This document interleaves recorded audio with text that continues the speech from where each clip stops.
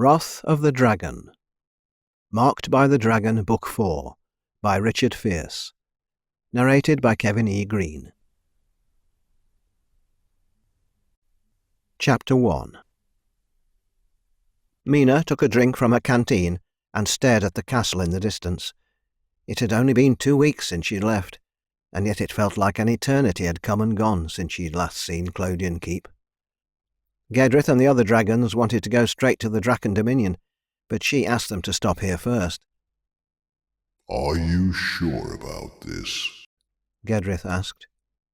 "I think so. Lord Clodion needs to know what is happening." Was it foolish of her to warn him?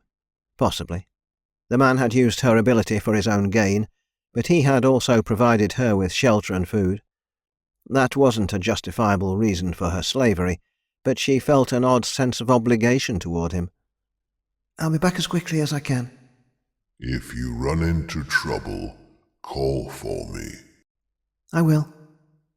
Mina returned the canteen to her pack at Gedrith's feet and walked across the sand. She mulled over how Lord Clodion would react. Given her hasty departure, he probably thought she was dead. Theus probably did too. And there was also the unresolved issue with Lady Burgess and the plot to overthrow Clodion. Had Theus handled that on her own? The gates were open and Mina walked into the courtyard. A quick look around showed nothing much had changed. She headed for the castle and was almost at the main doors when a voice called out behind her. "Mina!" She turned around to see Theus. The woman had an astonished expression on her face. "Where have you been? I thought you'd been taken by Lord Delance's spies." "It's a long story," Mina replied. "You can tell me later then. Are you all right?" "I'm fine. I need to speak with Lord Clodion. Is he here?" "He is." Theus eyed her up and down. "You look like a soldier. Why are you wearing armour?" "I don't have time to explain. Has anything odd happened around here?" "Aside from your disappearing act?" Theus smirked and lowered her voice. "Actually, we might have a problem." "Lady Burgess?" "Yes. She left back to the Draken Dominion after her husband reappeared with a strong sense of loyalty to Lord Clodion. He's still here, by the way, doting on Lord Clodion's every whim. She seemed deeply disturbed before leaving, but nothing has come of that situation that I'm aware of." "Good. I had planned to help you with her, but I got sidetracked." Theus looked around to make sure nobody was nearby. "Does it have to do with that dragon you mentioned?" Mina nodded. "How did you escape?" "As I said, it's a long story." Theus glowered at her. "What's going on? You were trusting of me before you disappeared, and now you're being vague about things again." "I'm sorry. There's a lot going on, and I don't have much time before I have to leave again. Lord Delance is doing more than just plotting against the High Prince. He's building an army of dragon riders." "I know." "You do?" "I told you about why I'm here," Theus replied. "And there's a reason I believed you when you told me that dragons could talk. I've seen what he's done." "Do you also know what he's doing with the dragon eggs?" "Dragon eggs? I know nothing about that." "It's bad, Theus. The dragons wanted to go to war with him, but I convinced them not to." "How did you do that?" "I have to kill him." "Him who? Lord Delance?" "Yes." Theus laughed harshly. "Do you know what you're saying? Lord Delance is powerful beyond belief. If someone could kill him, they would have done it by now. And since when are you an assassin? You don't even know how to wield a sword." Mina felt her face flush with warmth, but she kept her anger under control. "Don't worry about me. Lord Delance may be strong, but I've got some mighty friends to help me." "The dragons?" "Listen to me, Theus. If I can stop Lord Delance, there won't be a war, with the dragons or the High Prince." "If you want to commit suicide, go ahead. I won't stop you. You've changed, Mina. I don't know if that's a good thing." Theus turned and walked away. Mina watched her go, wondering why she was so upset. If Lord Delance died, her parents would be free. Isn't that what Theus wanted? She pushed the thought away and entered the castle. Servants were going about their tasks, and the smell of fresh food drifted on the air. It was such a busy atmosphere compared to the Dragon Cave, which was normal for Clodion's court, but it was something that Mina had never considered before. She navigated her way through the maze of hallways, pausing outside the door of Clodion's personal chamber.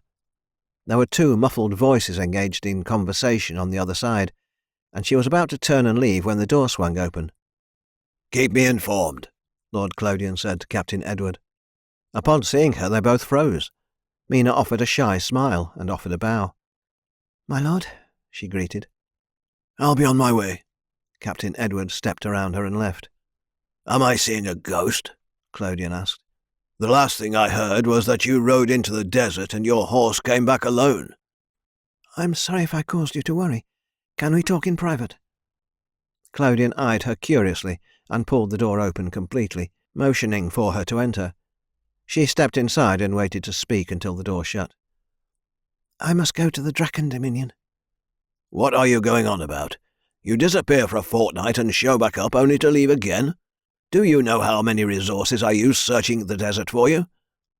"May I speak plainly?" "Please do." Mina cleared her throat. Despite how strong she felt in her armour with the sword strapped to her waist, his presence was so imposing it felt as though she were still a slave under his control. "Lord de Lance is plotting to overthrow you." Clodion's left brow rose, but otherwise he didn't react. "Explain." "It's a lot to tell, but I overheard Lord and Lady Burgess talking. They mentioned that Lord de Lance was going to request soldiers from the other dominions, and that you would refuse the request. That would give him what he needed to replace you as the ruler of the Thofate." "And why would he want to replace me?" "Because his goal is to take the throne of the High Prince." "You've swayed my interest. Keep going." "He's spreading rumours that Lord Culver and you are working together to cause a war that will divide the dominions, and he's doing a good job of leaving convincing evidence." "So you learned of this information 2 weeks ago and decided not to come to me directly?" Mina flushed under his intense gaze. "I needed proof," she said. "I didn't want to make an accusation without it." "Fair enough. Where is your proof?" "I don't have anything physical to show you, but I trust the source who confirmed that it's all true." "Who is this trusted source?" Mina hesitated. This was where things were going to get tricky. "Gedrith told me. He's a dragon." Chapter 2. Caden stood with his arms folded, watching the Draman as they erected a line of new tents. Bast had done well with rallying their forces that had fled Velbridge after their failed attack.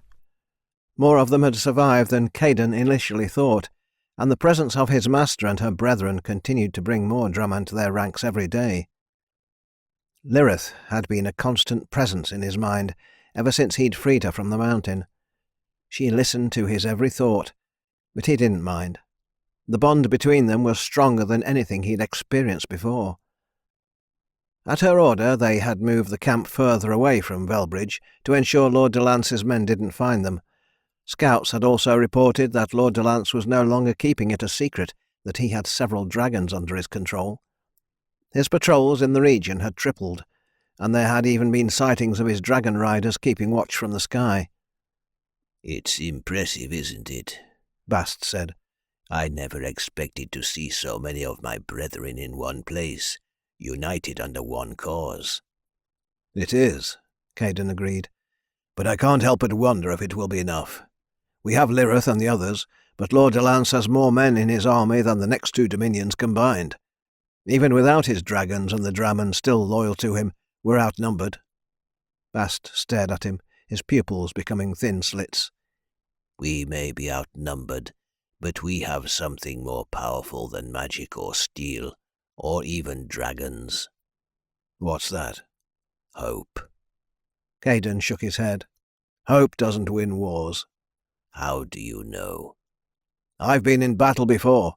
Skill and luck are the only reason a man walks off a battlefield alive." "Do you go into battle wanting to die?"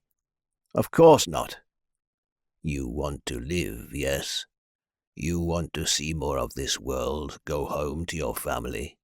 "Yes." "None of that is a certainty. It's hope. Hope drives us more than anything." Caden hadn't considered that before.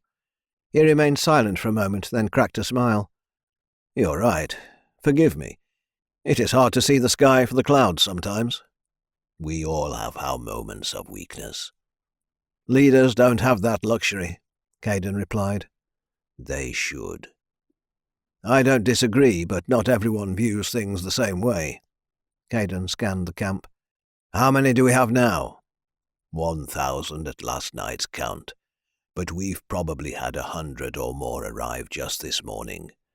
The idea of leaving secret messages that only the Draman can see was a clever one. Sometimes I'm hit with genius. They both chuckled. Caden felt his master's presence in his mind before she spoke, and he turned his gaze to the edge of the woods. Come and speak with me. The master calls? Bast asked. Indeed. Best not keep her waiting then. Caden left the camp behind and crossed out of the woods.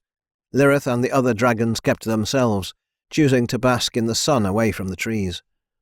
Considering how long she'd been a prisoner in the mountain, Caden understood her desire to be in the open.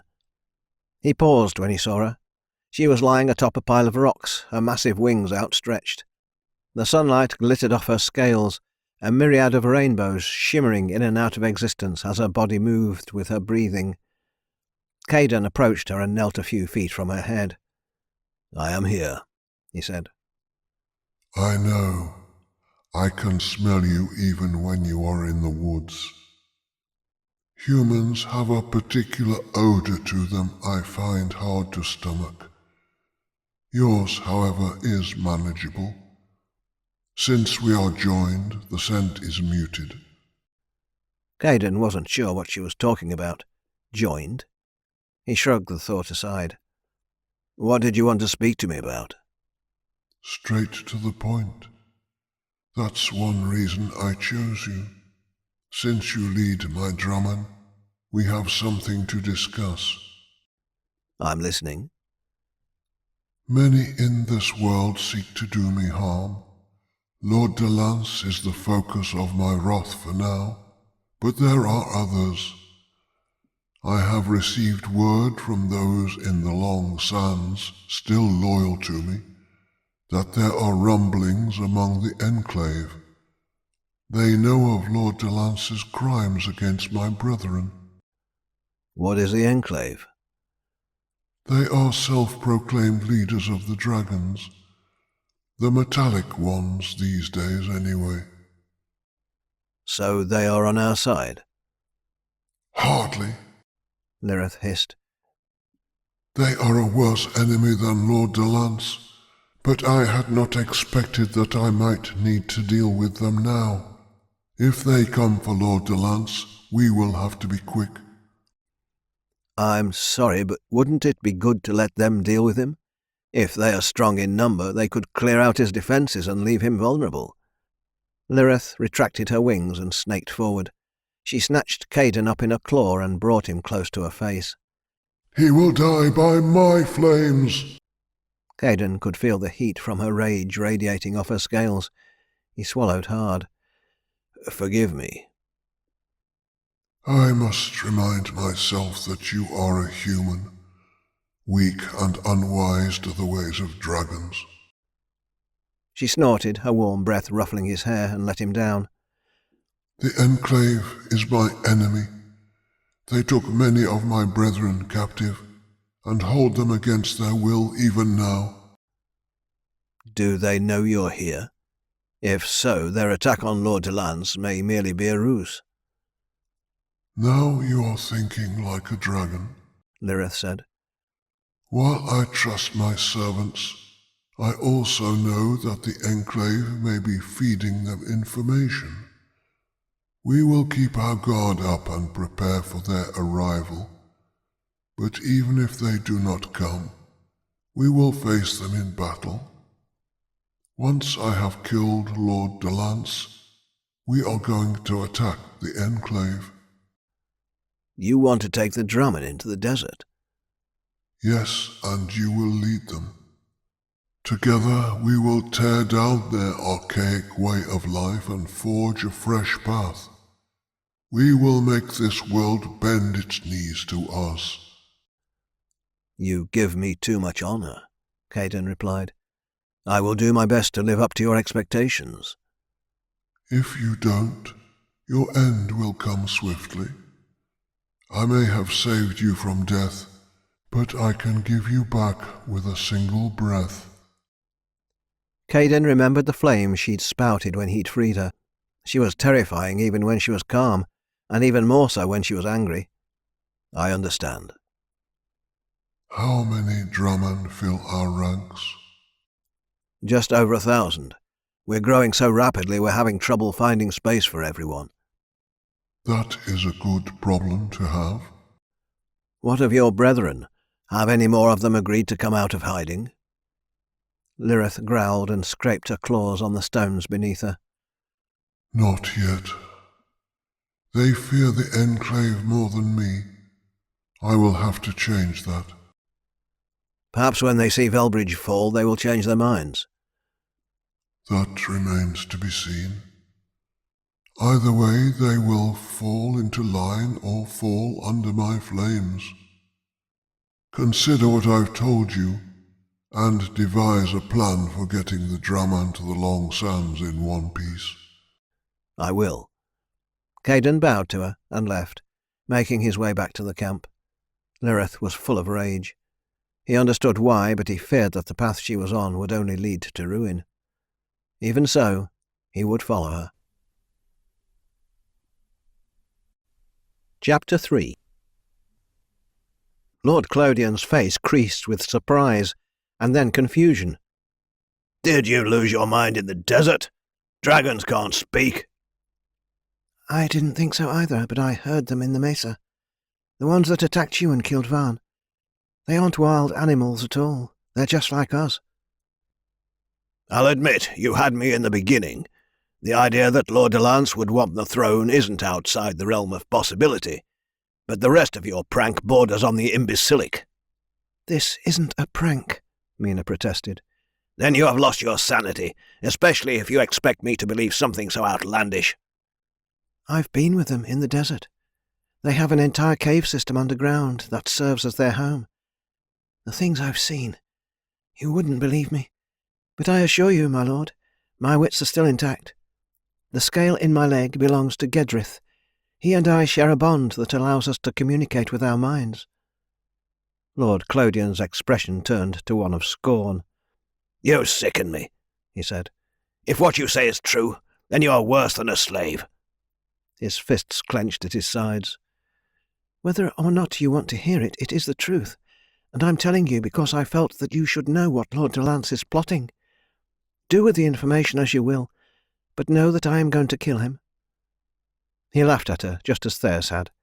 You would get within 100 yards of him before his runesmen tear you apart.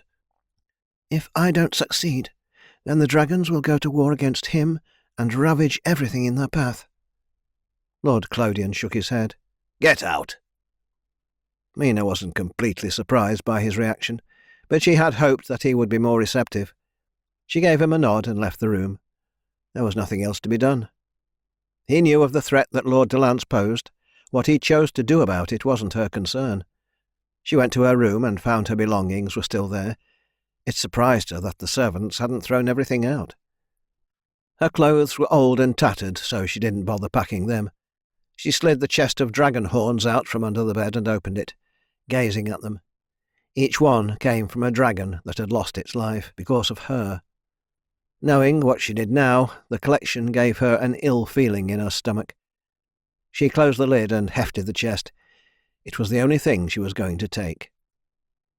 As she walked through the castle, the servants and nobles gave her looks of curiosity. They probably all thought they'd lost her to the desert. A smile crept across her lips. Let them talk. Let them wonder. She exited the castle and walked through the courtyard, taking a last look at everything. She'd grown up here and she'd had a bittersweet feeling about leaving for good. Of course, she didn't know if it was permanent, but she suspected that once she reached the Draken Dominion, her entire life would be different. If she survived her encounter with Lord Delance anyway. Gedrith watched her approach and she could smell Frisia. She dropped the chest onto the sand and looked up at him. This is a mark of shame. Gedrith snaked his head down near it and sniffed the air. It stinks of death. Mina swallowed hard and nodded. It's the horns of the dragons who've died because of me. Why do you keep them? It was a way to make myself feel better about being a slave. Every dragon that died was one step closer to being free. Or so I thought, before I met you. I brought them out here because I want you to burn them. Do you think that will absolve you of your guilt? No, she answered. Nothing ever will. This is going to haunt me forever. Gedrith hummed in reply, his tail swishing across the sand. Move away. She did as he asked, moving to stand beside him. He opened his jaws and released a stream of flames that set the chest on fire. Mina watched it burn, and in a way she felt as though it was her past that was burning. Did you speak with Lord Clodion? Yes. I assume it did not go well. No, it did not. Are you ready to leave then? Mina grabbed her pack off the ground and climbed up his shoulder, settling onto his back. Let's go, she said. Gedrith launched into the air and flapped his powerful wings, taking them high above the landscape. The other dragons joined them, flying in formation behind Gedrith. Once Mina could no longer see Clodion Keep, her mind eased. Have you been to the Draken Dominion before? Yes, though it has been a long time. How long? It was before Mael's betrayal. Then you are going into this as blind as I am. Humans like to expand and build, so I am sure it will differ greatly from what I remember. We'll need somewhere to stay that is away from prying eyes, Mina said. If anyone sees you or your brethren, they could alert Lord Delance. I know of a place that should be safe. It was once a home to a dragon I knew before the colors turned on one another. It should serve our needs. How do you know they don't live there anymore? A hint of saffron hit her nostrils, but it quickly faded before she could pinpoint the emotion behind the smell. I know, because she abandoned it. The last time I came to the Draken Dominion, it was to capture her. Why would you capture another dragon? She was the one responsible for the division between the colors. She gathered the chromatic dragons and sided with Mael. When the elders learned of her betrayal, they wanted to imprison her. When I came to get her, she was gone. The cave hadn't been lived in for some time. Not even her scent remained. Is she still alive? I don't know, Gedrith replied. I never found her. She was a mighty dragon even then, so it is likely that she is not dead. You said you knew her. Was she your friend? There was a long pause before he answered. Yes, once. Mina could sense a wall of turbulent emotions behind his words, so she didn't press for more information. They flew in silence for a long time, so long that Mina's eyes began to droop. She jolted several times, startling herself into wakefulness.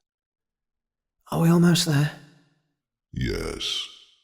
Do you see the castle to the right?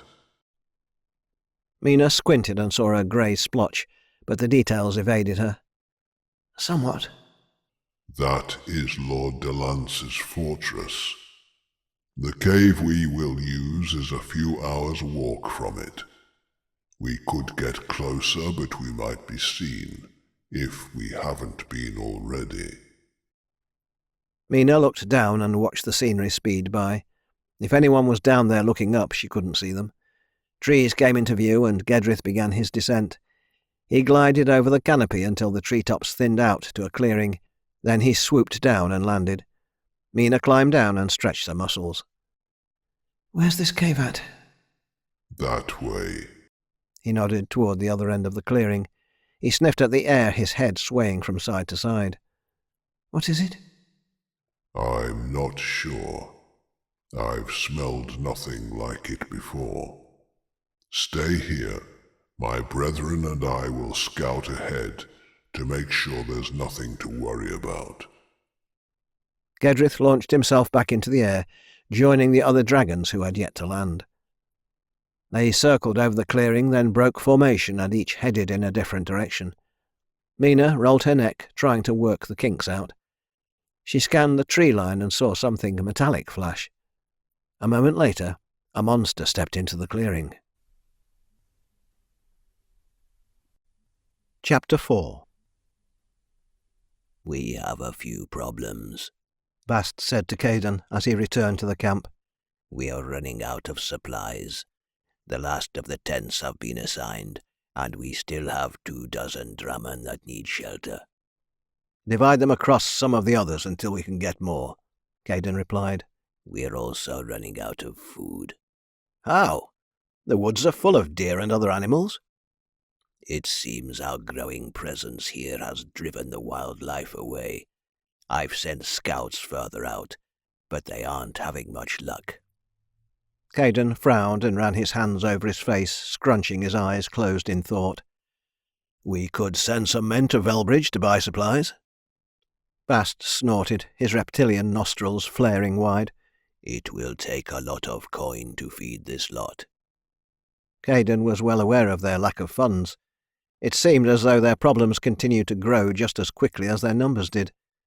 He knew this day would come, but he hadn't expected it to happen so soon. Do you remember what we discussed about Lord de Lance's caravans? Bast grinned. Yes. It's time to set that plan into motion. Put together a group of drummen, no more than 10 or 12. You and I will lead them on a trial run. It'll give us the supplies we need and give him a few headaches. As you command. Bast walked away to gather their crew. Do not draw him down upon us, Lirith warned. We are not ready yet. I won't, Caden said aloud, unsure if she could hear him. He wished he could communicate with her as she did with him, but so far the ability eluded him. Still, she could read his every thought, so he visualized the words in his mind. Within an hour, Bast had gathered a group together, and he and Caden led them through the woods to the nearest road. Scouts were posted at strategic points, providing updates on the movement of shipments coming and going from Velbridge, and they had noticed a pattern. You're sure that it's today? Caden asked. Yes, Bast replied. And always at the same time. Good. Make sure everyone is hidden. I'll get the wagons to stop, and at my signal, that's when they should reveal themselves. Keep an archer ready in case any of the drivers try to make a run for it. But they shouldn't shoot to kill. We want to send a message to Lord de Lance, and we can't do that if everyone dies. We'll be ready. Caden sat on the ground beside the road and waited. Eventually the clopping of horses and raised voices reached his ears. He waited until the wagons came into view, and counted 3 of them. They rolled along the road, no guards visible. Good, he thought. This should be painless. As the wagon drew closer, he stood up and moved onto the road, raising his hand to the lead driver. The man was looking off into the woods, and for a moment Caden thought the driver had spotted the drummen. "Hail!" Caden shouted. The driver snapped his gaze forward and jerked on the reins, forcing the wagon to a halt. Get out of the way! I could have run you down. Sorry about that. I'm in need of some help. Are you headed to Velbridge? Aye, but we don't have any extra room. You're welcome to join us on foot, though you could walk there yourself without us.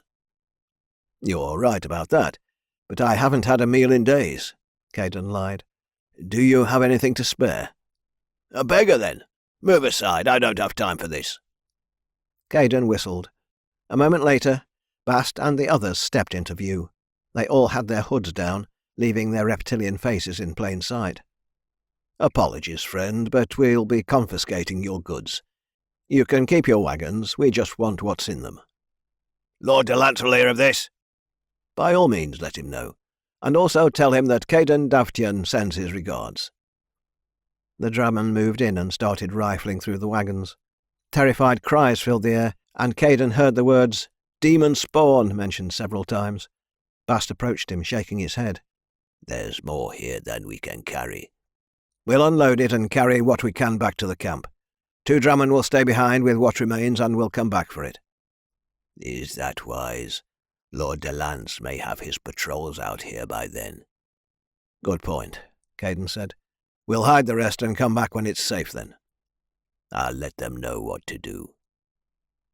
Caden turned back to the lead driver, who stared daggers at him. You must know that you serve a tyrant. Lord Delance is a generous man with a heart for his people, the man replied. The only thing you're doing is hurting me and my family. You're stealing from me, not Lord Delance. Are you not taking these goods to Velbridge for Lord Delance? I am. Then we are stealing from Lord Delance. It's only theft if it's paid for, the driver retorted. I don't get paid until I deliver. When I show up empty-handed, I won't get anything for my trouble. So again, you're stealing from me. Guilt assailed Caden. He didn't want the innocent to suffer, and surely not by his hands. He looked at Bast. The Draman was helping the others unload sacks from the last wagon, stacking them in a pile. He was torn. His men needed to eat, but this man's livelihood was at stake. Steel your emotions, Lirith bade. There is no room for a conscience during war. His first instinct was to argue, but his discontent was pushed aside, suffocated under the weight of her presence. Caden gritted his teeth and reached for the bag of coins at his waist. Don't! Lirith's word was a command. If he defied her, she would kill him. He didn't want to disobey her, but his morals battled against his loyalty. Caden clenched his hand into a fist and turned his back to the driver. He tried to tell himself that what he was doing was more right than wrong, but he wasn't convinced. We're done, Bast said. Everything has been unloaded.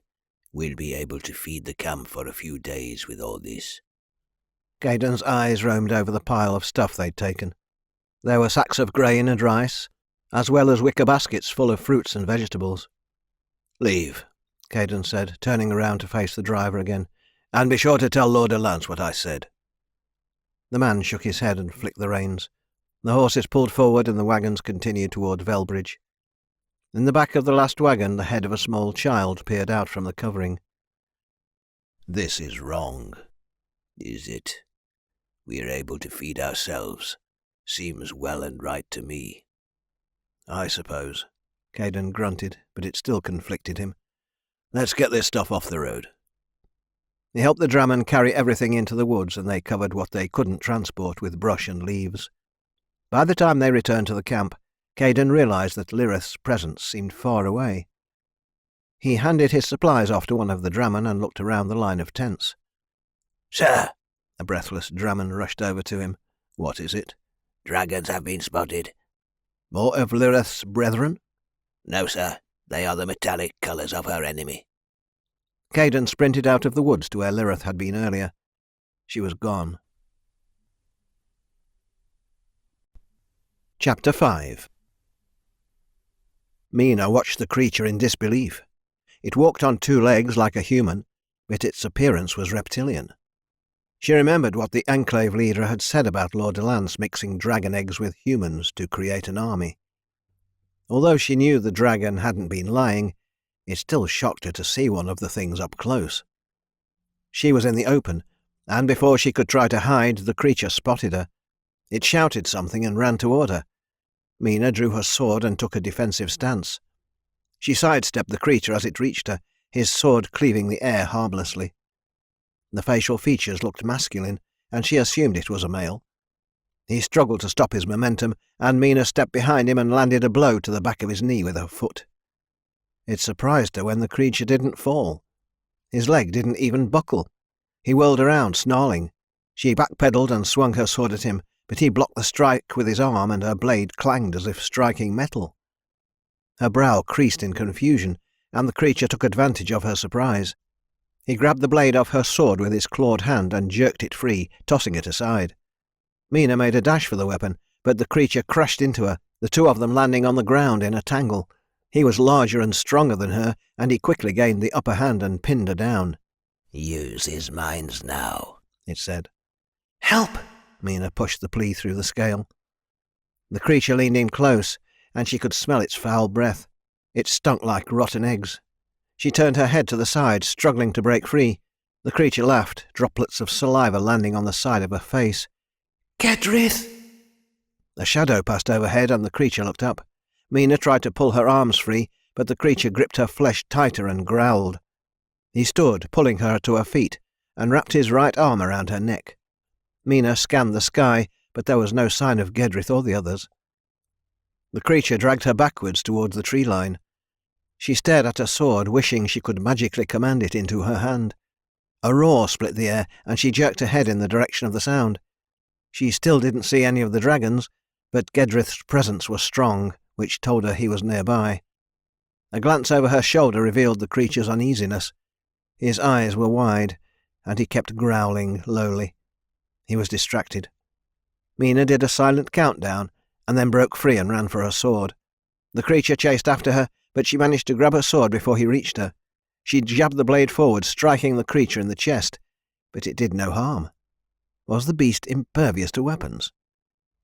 A whooshing sound filled the air as Gedrith swooped down out of the sky and snatched the creature up in his claws, crushing him. He flung the body into the trees and landed. Are you hurt? No, I'm fine. What was that thing? They call themselves Draman. Neither human nor dragon, but a mix of both. How do you know what they are? My brethren and I just killed an entire group of them. One was so frightened he babbled on about many things before I silenced him. There are more of them out here, so we need to be vigilant. Mina sheathed her blade and tucked her hair behind her ears. She was about to say something when a deafening roar echoed across the clearing.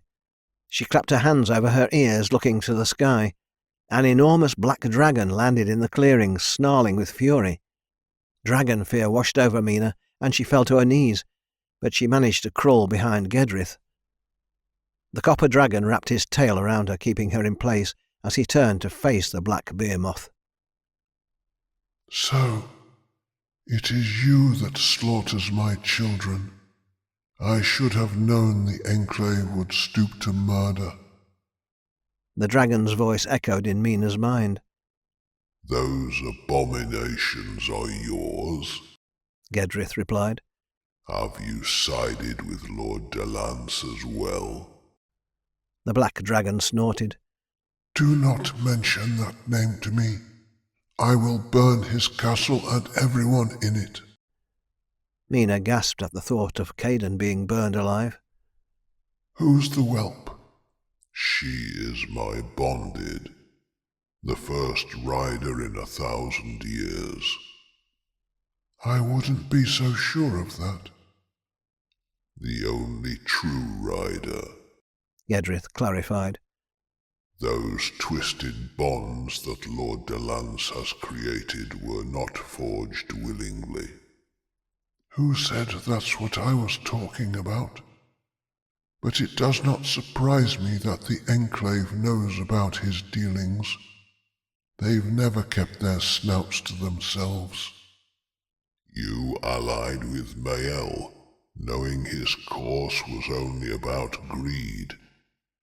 Do not defame the Enclave because you made a foolish decision. What do you know about me, Gedrith?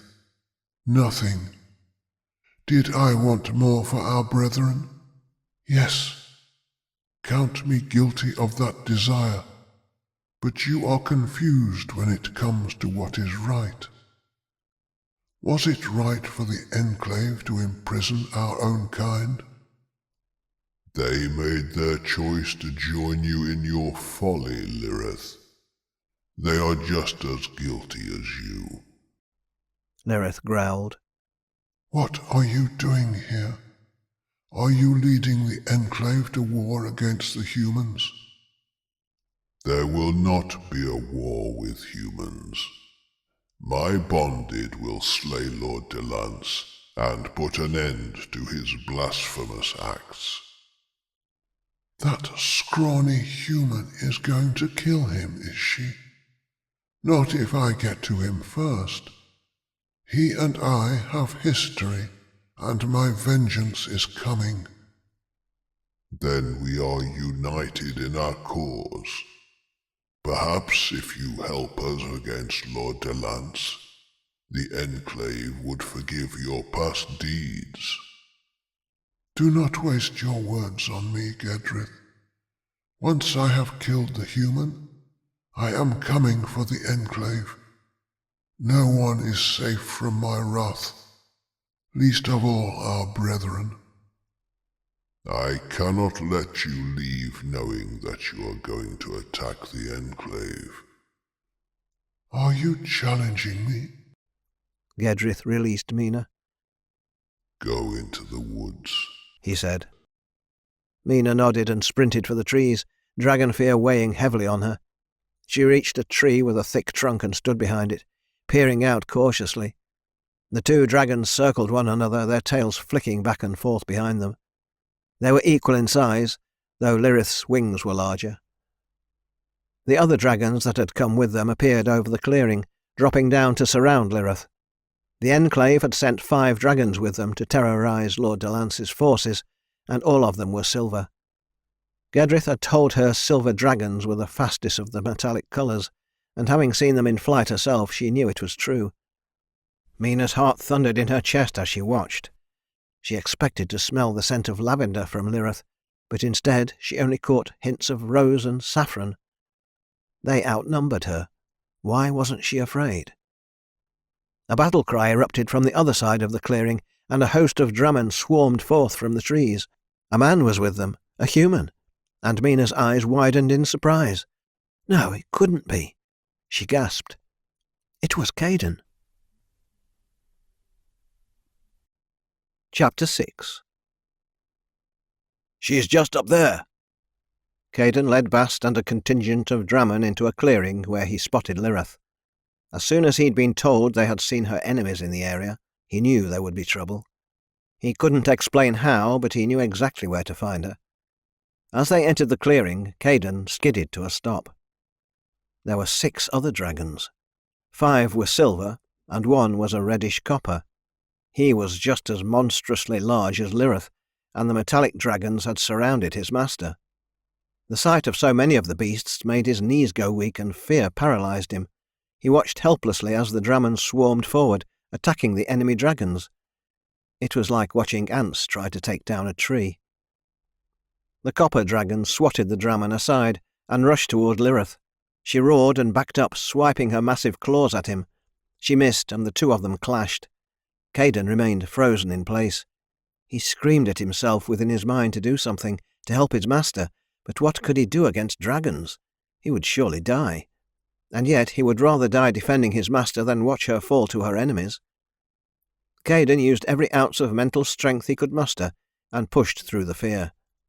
He staggered forward a few steps and drew his sword, then paused. Would steel even pierce the scales of a dragon? Probably not. He sheathed the blade and ran to a Dramen that was lying on the ground.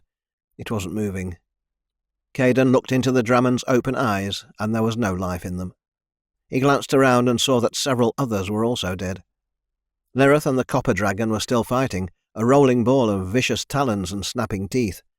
The silver dragon stood by impassively, ignoring Caden and his men.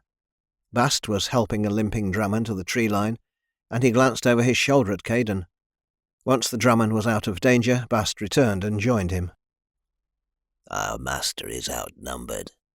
We need more men, Caden said. No, Bast replied.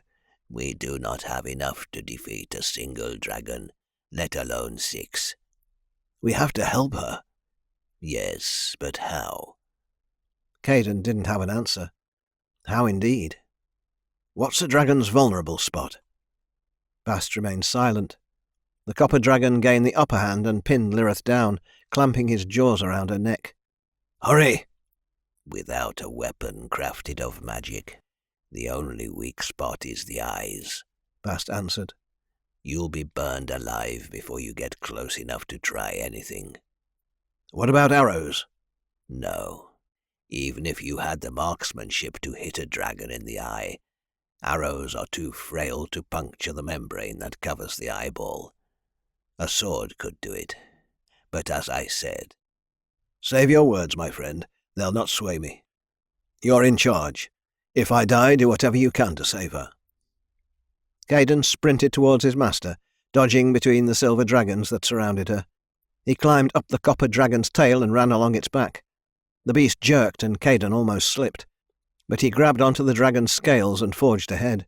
The dragon flexed its wings, trying to push him away, but Caden dropped on all fours and kept going. He reached the dragon's neck and stood, quickly drawing his blade. If he could just strike the creature in one of its eyes, his master could get free. Before he could take another step, the dragon released Lirith and rose into the air, standing on its back legs. Caden scrambled to grab hold of the dragon, but his hand slipped off the scales and he fell, landing hard on the ground. The impact forced the air from his lungs, and stars burst before his vision. Free of the copper dragon's jaws, Lirith got up and leapt into the air, escaping. The silver dragons started after her, but the copper dragon roared at them and they stayed put. As Caden fought to gain his breath, the look in Lirith's eyes flashed within his mind's eye. She was afraid. But of what? The copper dragon? Or of being imprisoned again? The thought fled his mind as the copper dragon turned to face him, its clawed hand clamping down around him. He was going to die. There was no doubt about that, but he had ensured his master escaped, and so he had done his duty. He closed his eyes as the dragon's face drew down upon him. "Stop!" It was a woman's voice. Footsteps approached, but he dared not open his eyes. He waited expectantly to feel pain, but nothing happened. A few seconds passed, and the dragon's weight lifted from his body. He cracked his eyes open and saw a woman standing in front of him. She was facing away from him. Her hair was long and blonde, and she wore armour and carried a sword at her side. She finally turned around, and his eyes widened. It was Mina. His excitement quickly faded. She couldn't be here, not really. Either he was hallucinating, or he was dead. Yes, it had to be the latter of the two. Mina knelt beside him and peered into his eyes. "Caden, can you hear me?" Her voice was the same as it had been in life. He smiled at her. I know this isn't real, he gasped, but I don't care. What's not real? You, this, everything. Mina laughed. It's all real, she said. Even you? Yes, here, let me help you up. She offered her hand. Caden accepted it and she pulled him into a sitting position, then onto his feet. The dragons towered over him, death in their eyes. He spotted his sword on the ground and made a move to grab it, but the copper dragon's growl stopped him. He will not hurt me, Mina said, casting a look behind her. Here. She retrieved the sword and handed it to him. Caden hesitantly accepted it and sheathed it. What's going on? Are these creatures keeping you against your will? Hardly. They are my protectors. Well, these ones are. Mina waved at the silver dragons, then thumbed behind her. This one is my friend. Friend? Yes, his name is... She paused.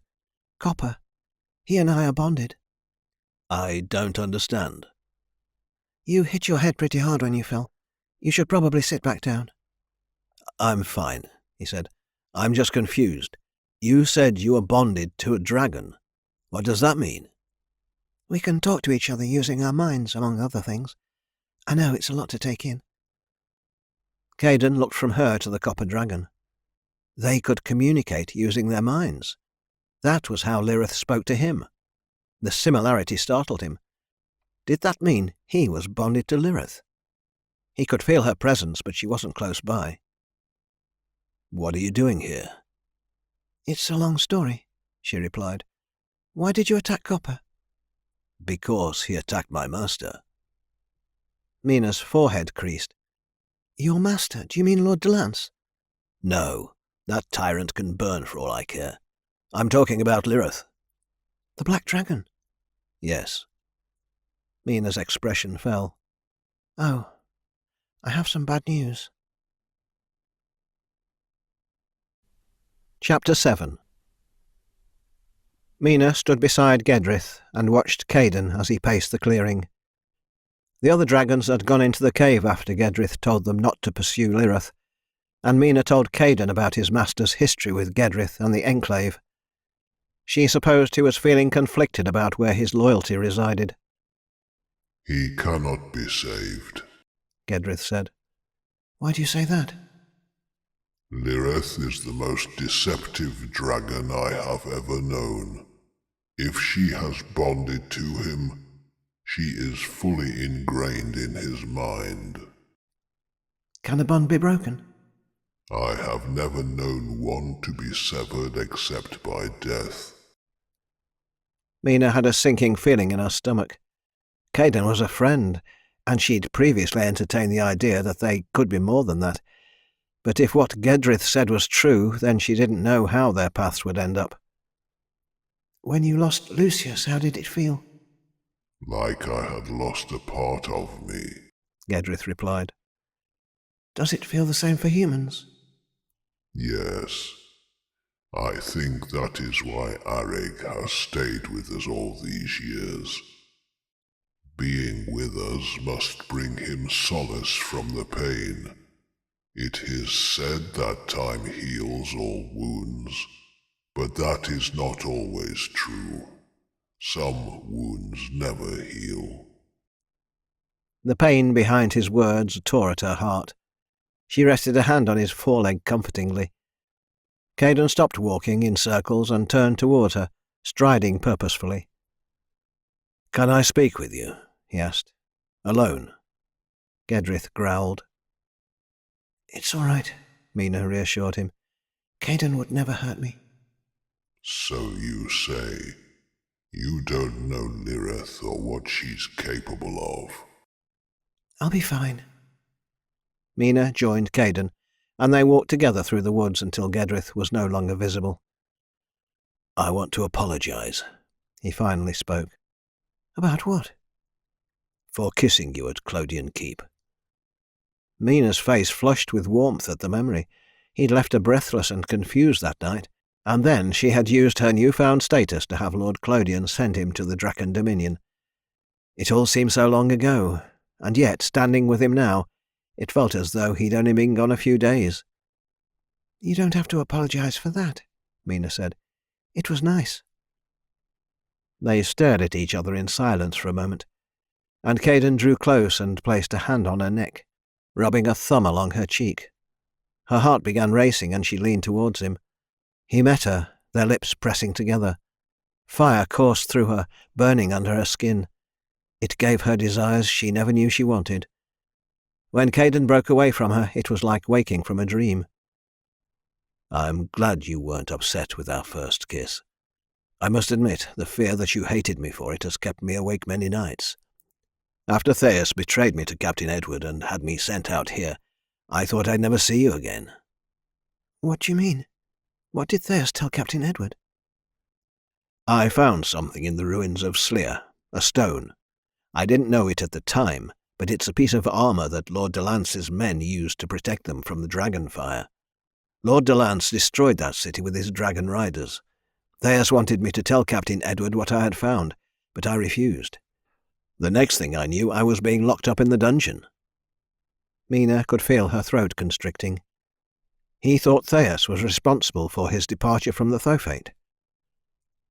"Did Theus tell you she said something?" "No, but she must have. There's no other explanation for why I was sent here." "I thought you wanted to earn fame and riches. Didn't you say you wanted to transfer to a dominion where you could go into battle and make a name for yourself?" "I did, but after I met you and Theus, I changed my mind. I'll meet her on the battlefield one day, and only one of us is going to walk off it alive."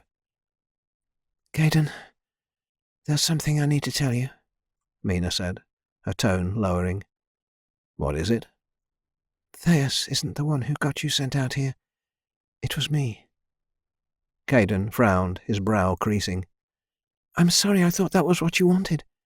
After I saved Lord Clodion's life out on the mesas, he asked me how he could repay me. I asked him to transfer you to a dominion where you would get time on the battlefield. You were transferred because of me." The look on his face made her stomach drop. She knew what he must be thinking. He probably hated her now and regretted ever kissing her in the first place. "I'm a fool," he whispered. "All this time, I thought His eyes met hers, and she felt as if he was searching her soul somehow. "I'm sorry," she repeated. Don't be. I'm not mad at you, just surprised.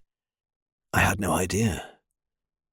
Thank the gods that Theus doesn't know the things I've said about her beneath my breath since then. She'd want to pummel me for sure." Relief washed over Mina like a soothing wave of cool water. "Thank you for not being mad. I thought I was doing the most unselfish thing because I didn't want you to leave." Things could have gone better, but it seems to have all worked out. We're both here now, and we both have dragon companions. "Except yours is a murderous lunatic," Mina said. You don't know her as I do. She hasn't murdered anyone. Yet.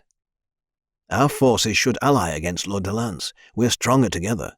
I know they have a turbulent past, but uniting against a common enemy for the greater good is hard to argue with. This might be the best way for the dragons to mend their differences." "I don't think the Enclave would agree. What Lirith did was unforgivable, even after all this time. If there is truly a bond between you two, you know her thoughts. She isn't simply misguided, she's evil.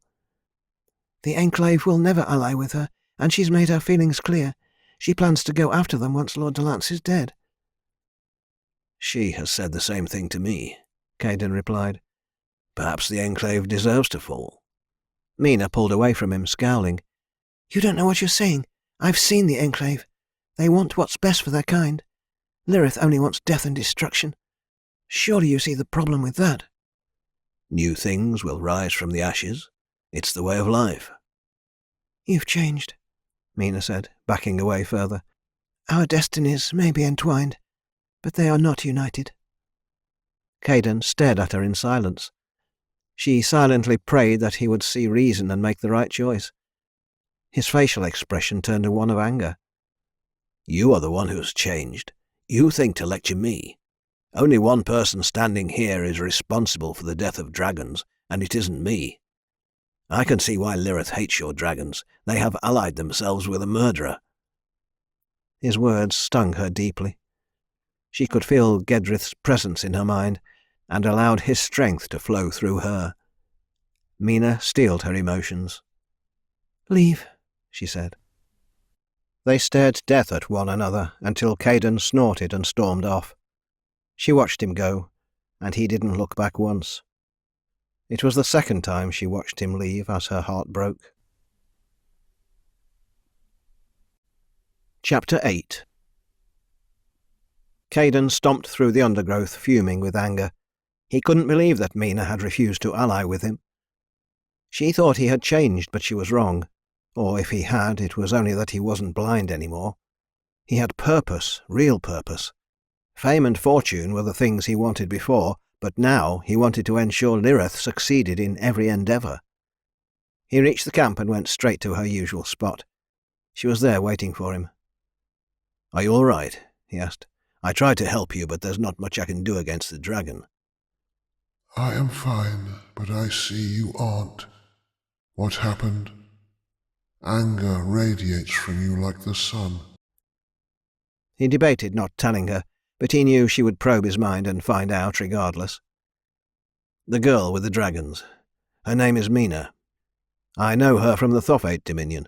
She said she is bonded to the Red Dragon." Caden was still curious about the bond, but he wasn't sure how to broach the subject. I am familiar with Gedrith. We have much history together. It's a shame that he's given his loyalty to the Enclave. "So has Mina. I offered her a place among our forces and she refused."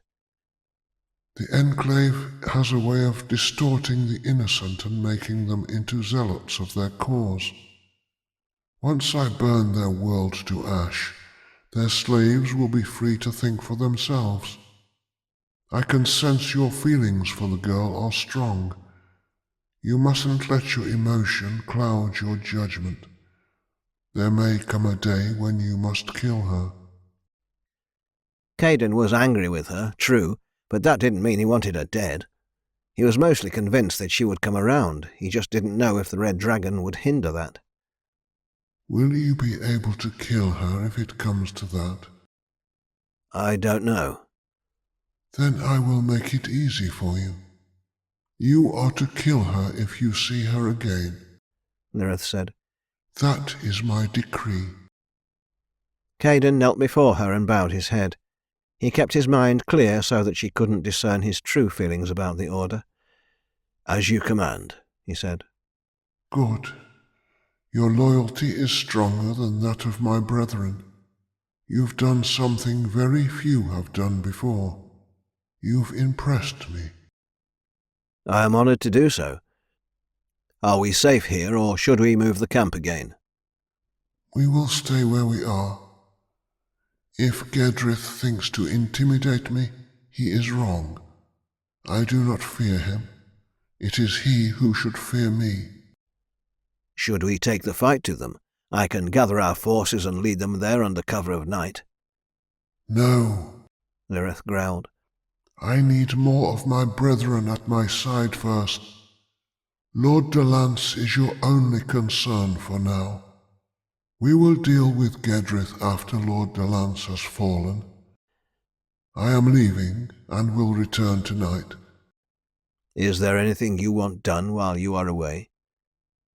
Must I instruct you in everything? No, of course not. Good. Lirith stretched her wings out and took to the air, flying north. Caden watched until she was no longer visible. Then he returned to the camp and found Bast. I need a few scouts, he said. 2 or 3 Drammen at the most. They need to be stealthy.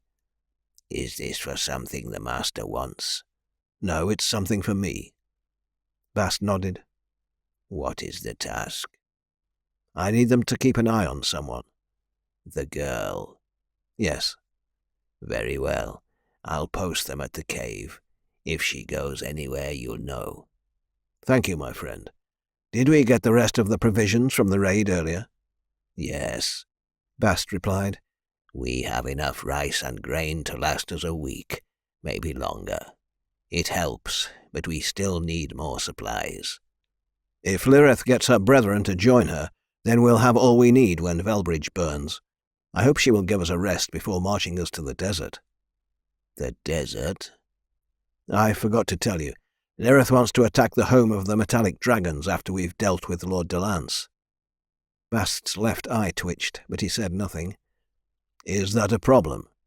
No, but we will need many things for a journey that long. And what of the other dominions?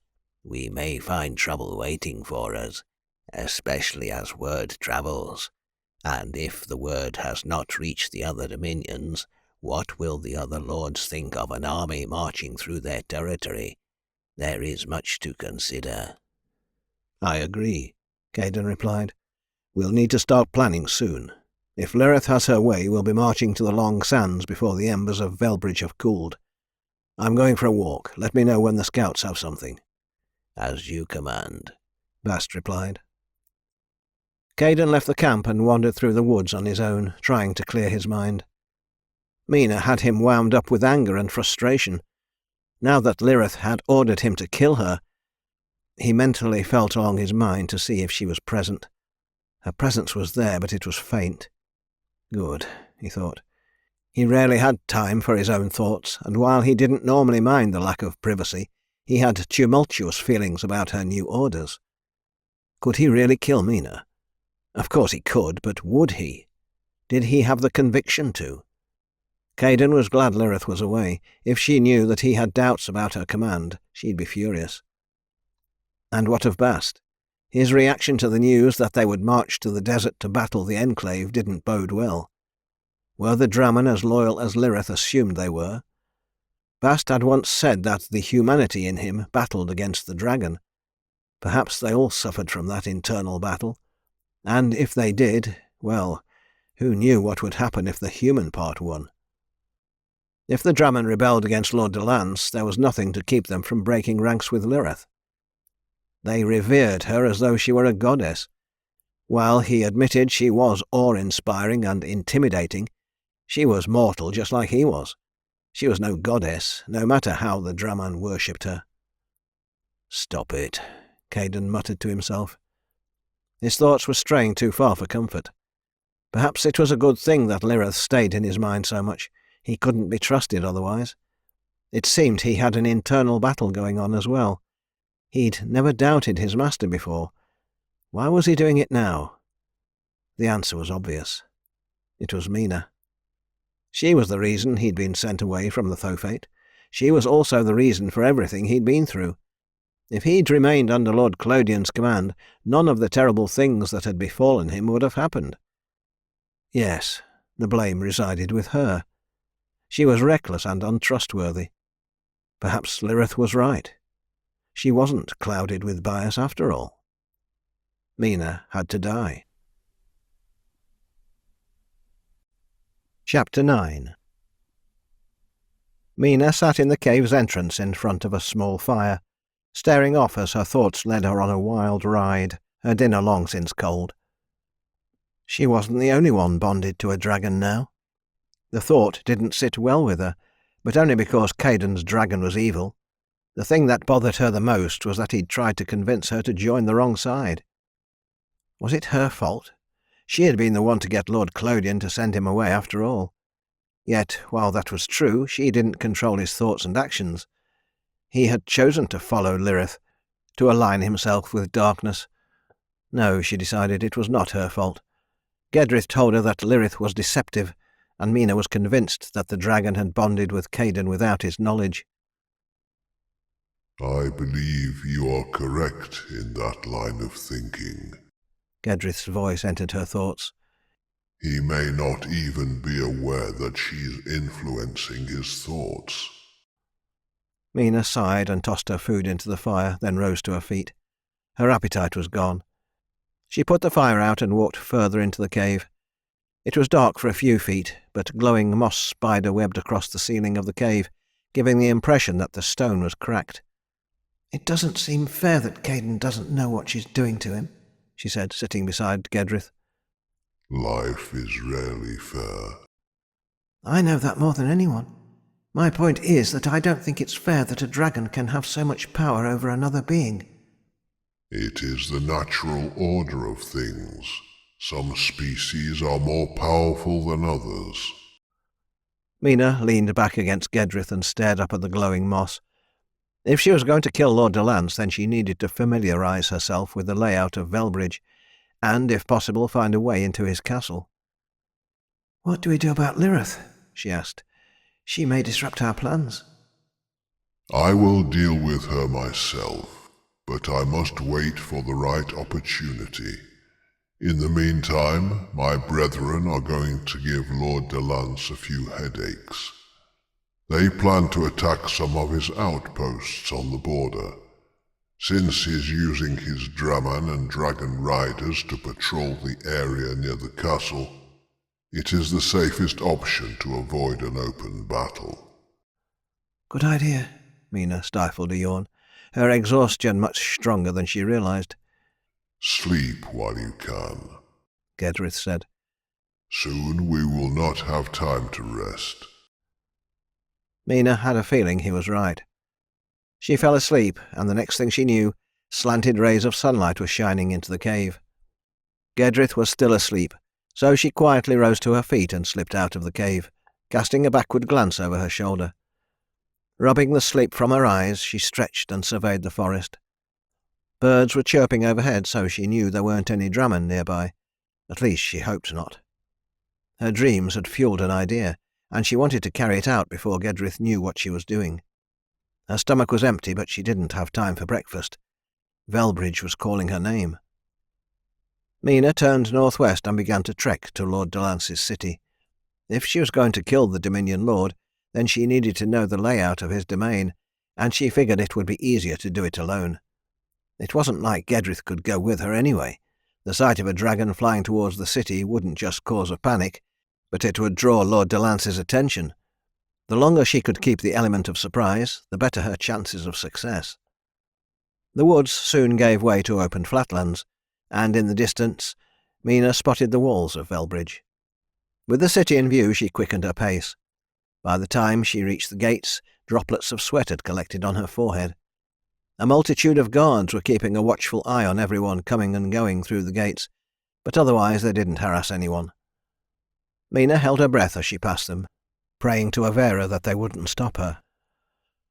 Relief washed over her, and she relaxed a little once she was inside the city. Patrols were everywhere, composed of both humans and Draman. It surprised her to see the creatures walking about freely, and the city folk shied away from them whenever they approached. The tenseness in the air was obvious, and Mina couldn't help but wonder what had caused it. She wandered along the main road before turning down a side street and entering a tavern. The place had a light crowd, and Mina took a seat at the bar. A plump, bald man rushed over and smiled warmly. "What can I get you?" he asked. "What kind of food do you have?" "The usual fare. How does eggs and sausage sound?" "That sounds delicious." "Perfect. And an ale to wash it down with?" "Do you have water?" The man laughed. "We do, but we don't get many requests for it. I'll have it to you shortly." Mina watched him bustle away and glanced around the room. Most of the patrons were drinking ale, and she couldn't believe they were partaking of it so early in the day. At the nearest table a group of men were talking about the increased patrols in the city. Mina pretended to mind her own business, but she listened intently to their conversation. "All these creatures are bad for business," one of them said. "Everyone's afraid to leave their homes, and I can't sell anything if I don't have any customers." Another man nodded. "My business has dried up completely within a matter of days. I don't know about you, but I blame whoever was behind that failed attack. Lord de Lance may have had those foul beasts this entire time, but I'd rather he kept them a secret. I hate to admit it, but I might have to pack up and move somewhere else if things don't change quickly. I've got a family to feed." Mina frowned.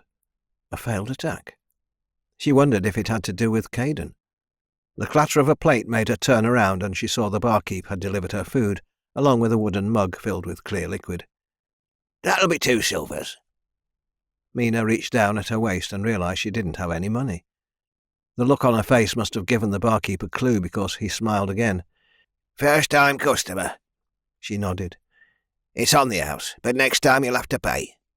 "Thank you, but I can't accept—" "You can and you will," he replied. "Enjoy." He rushed away to another customer before she could argue any further.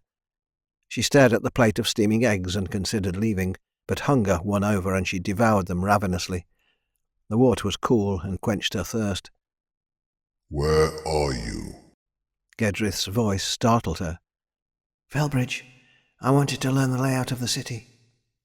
Did you see the Draman? "Yes, the city is crawling with them. There was an attack recently, and Lord de Lance has heightened security everywhere." Not those Draman. The ones that were in the woods. Mina's brow creased. "What do you mean?" You're being followed. Chapter 10. Caden was up before the sun rose. The sound of flapping wings had woken him. Not that he'd been in a deep sleep anyway. His dreams had been dark and kept him from being able to rest. He stretched his muscles and trekked across the camp, heading to Lirith's usual spot. It surprised him to see that she had returned with more than a few dragons. There were a dozen of the creatures, most of them as ebon-scaled as she was, but there were 4 exceptions. 2 green dragons, a blue and a white. The green ones were thick and bulky, but they weren't as large as Lirith. The white one was the smallest of them all, but looked just as fierce. Of them all, the blue one caught his attention the most. It was the largest of the newcomers, dwarfing the green duo. Many of the scales on its face were chipped or missing completely, giving the dragon an ominous appearance. Where entire scales were absent, the flesh was scarred and mottled. He tore his gaze away before the beast looked at him. "I see you were successful," Caden said to Lirith. Their numbers are less than I wanted, but I will take them. More will come when they see the devastation I unleash upon Lord de Lance's domain. "They will certainly bolster our forces, but he will know we are coming long before we reach the castle. A dozen dragons in the sky would be hard to miss." That is why we will take down his scouts. "The Draman can manage that, but they'll need to find a way to sneak into the city. The place has guards everywhere. We can send them ahead of us, but their task will be a challenge." I am speaking of the dragons that patrol the skies. There are only a few. With them out of the way, he will be defenseless against our onslaught. You are as clever as you are awe-inspiring, Caden complimented. You speak the obvious. Inform Bast that he is in command until you return. Return from where? You and I will be the ones to take down the scouts. What good will I do? I can't injure a dragon, nor could I attack one from the ground, even if I could. You will ride on my back, Lireth snorted derisively. Tendrils of smoke drifted out of her nostrils. Use your brain before I find another use for you. Caden bowed to her. My apologies, he said. I didn't realize you were going to grant me the honor. It is a privilege I give you for being joined to me. Is that the same as being bonded? Mina mentioned being bonded to Gedrith. Do you and I share the same connection? Lirith regarded him in silence for a moment. Yes, but our bond is different. When I feel you are ready, I will teach you about it. I look forward to proving myself worthy in your eyes. Caden returned to the camp and found Bast eating breakfast. He was sitting beside the glowing embers of a fire from the night before. Their eyes met and the Draman rose to his feet. What is it? You're in command while I'm gone. I'm going with our master to clear the skies of enemies. How many men do you need? None, Caden replied. It's just the master and me. Her orders, not mine. He could tell by Bast's scowl that the Draman didn't approve. Keep the men here in camp except for the scouts. They need to be prepared for battle. I have a feeling that when we return she'll want to attack Velbridge. Bast's expression brightened. We're still vastly outnumbered, but the men will be ready. That shouldn't be a problem. Some of our master's allies have joined her. We may yet have our revenge, Bast said. Indeed. Any word from the Draman in the woods? Bast looked past Caden towards Lirith. Nothing yet, but I've instructed them to report in every 12 hours. I should have something for you when you get back. Good. She wants to kill Lord de Lance as much as any of us, but I doubt she'll get near the castle gates before she's caught. She's not a soldier, so I don't understand why she thinks she'll be successful. There's no telling. Perhaps she has a sickness of the mind. It can make people do strange things. I can only hope that's true. I'll return as soon as possible. Caden went to his tent and slipped a chainmail shirt on. He didn't want to be weighed down too heavily, especially if things went bad and he was forced to escape on his own. He also belted on his sword, though he didn't know why he bothered. It wasn't like he could strike down a dragon with one. He stopped by the chef's tent and grabbed some cheese and rice, scarfing it down as he walked back to Lirith's position. She was with her brethren, and they were all gathered in a circle. Caden waited nearby, taking in the details of the other black dragons. Lirith was longer and larger than all of them. He suspected that had something to do with her age, but that was only an assumption. The dragons broke away from each other, and Lirith looked at him. Come, the blood of our enemies shall rain upon the ground. Caden climbed onto her back, feeling overwhelmed and unworthy. He sat between her shoulders and grabbed onto the scales of her neck. She stretched her wings out and took to the sky, the wind buffeting him violently. He held on as tightly as he could, but he was no match for the forces of nature. He lost his grip and whipped back, crashing against Lirith's back and knocking his head. Your grip is too weak. If you can't hold on, you'll fall to your death. Her dire words gave him the push he needed to force himself up, and he grabbed hold of her scales again. He found it helped to lean low, practically hugging her. The wind still battered him, but it was no longer threatening to send him tumbling off her back. It wasn't long into their flight before Caden heard a roaring sound ahead. He lifted his head and blinked rapidly, trying to keep his eyes from being ripped out of their sockets. A dragon was coming toward them. He wasn't sure, but it looked like someone was standing on its back. Lirith bellowed and angled herself into its path. If Caden hadn't emptied his bladder earlier, he was certain he would have pissed on himself now. He could see the ground below, but something about not having his feet firmly planted on it made his stomach queasy. He watched helplessly as the dragon steadily got closer. Once it was almost upon them, Lirith barrel rolled to the right, forcing a scream from his lips. His arms and legs felt like they were slipping, and just as he thought he was going to fall, Lirith levelled out and breathed a fiery torrent at their enemy as they passed one another. The flames streamed over the other dragon harmlessly, but the rider on its back screamed as they overcame him. The fire sizzled from existence, and Caden saw there was nothing left of the person. Lirith wheeled around and went after the dragon.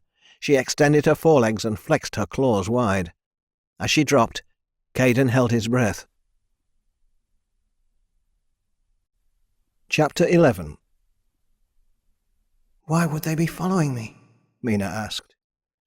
I'm sure they are associated with your friend. "He's not my friend. Not anymore." It stung her to admit that. Caden had been the first and only person to befriend her despite her deformity.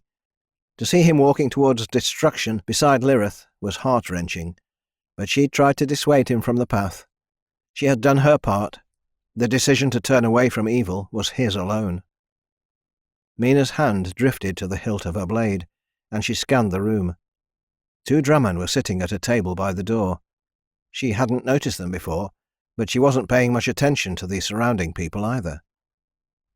You need to be more alert, Gedrith said. "I was just thinking the same thing. No one other than Caden knows who I am, and I wasn't expecting him to keep eyes on me." You should come back to the cave.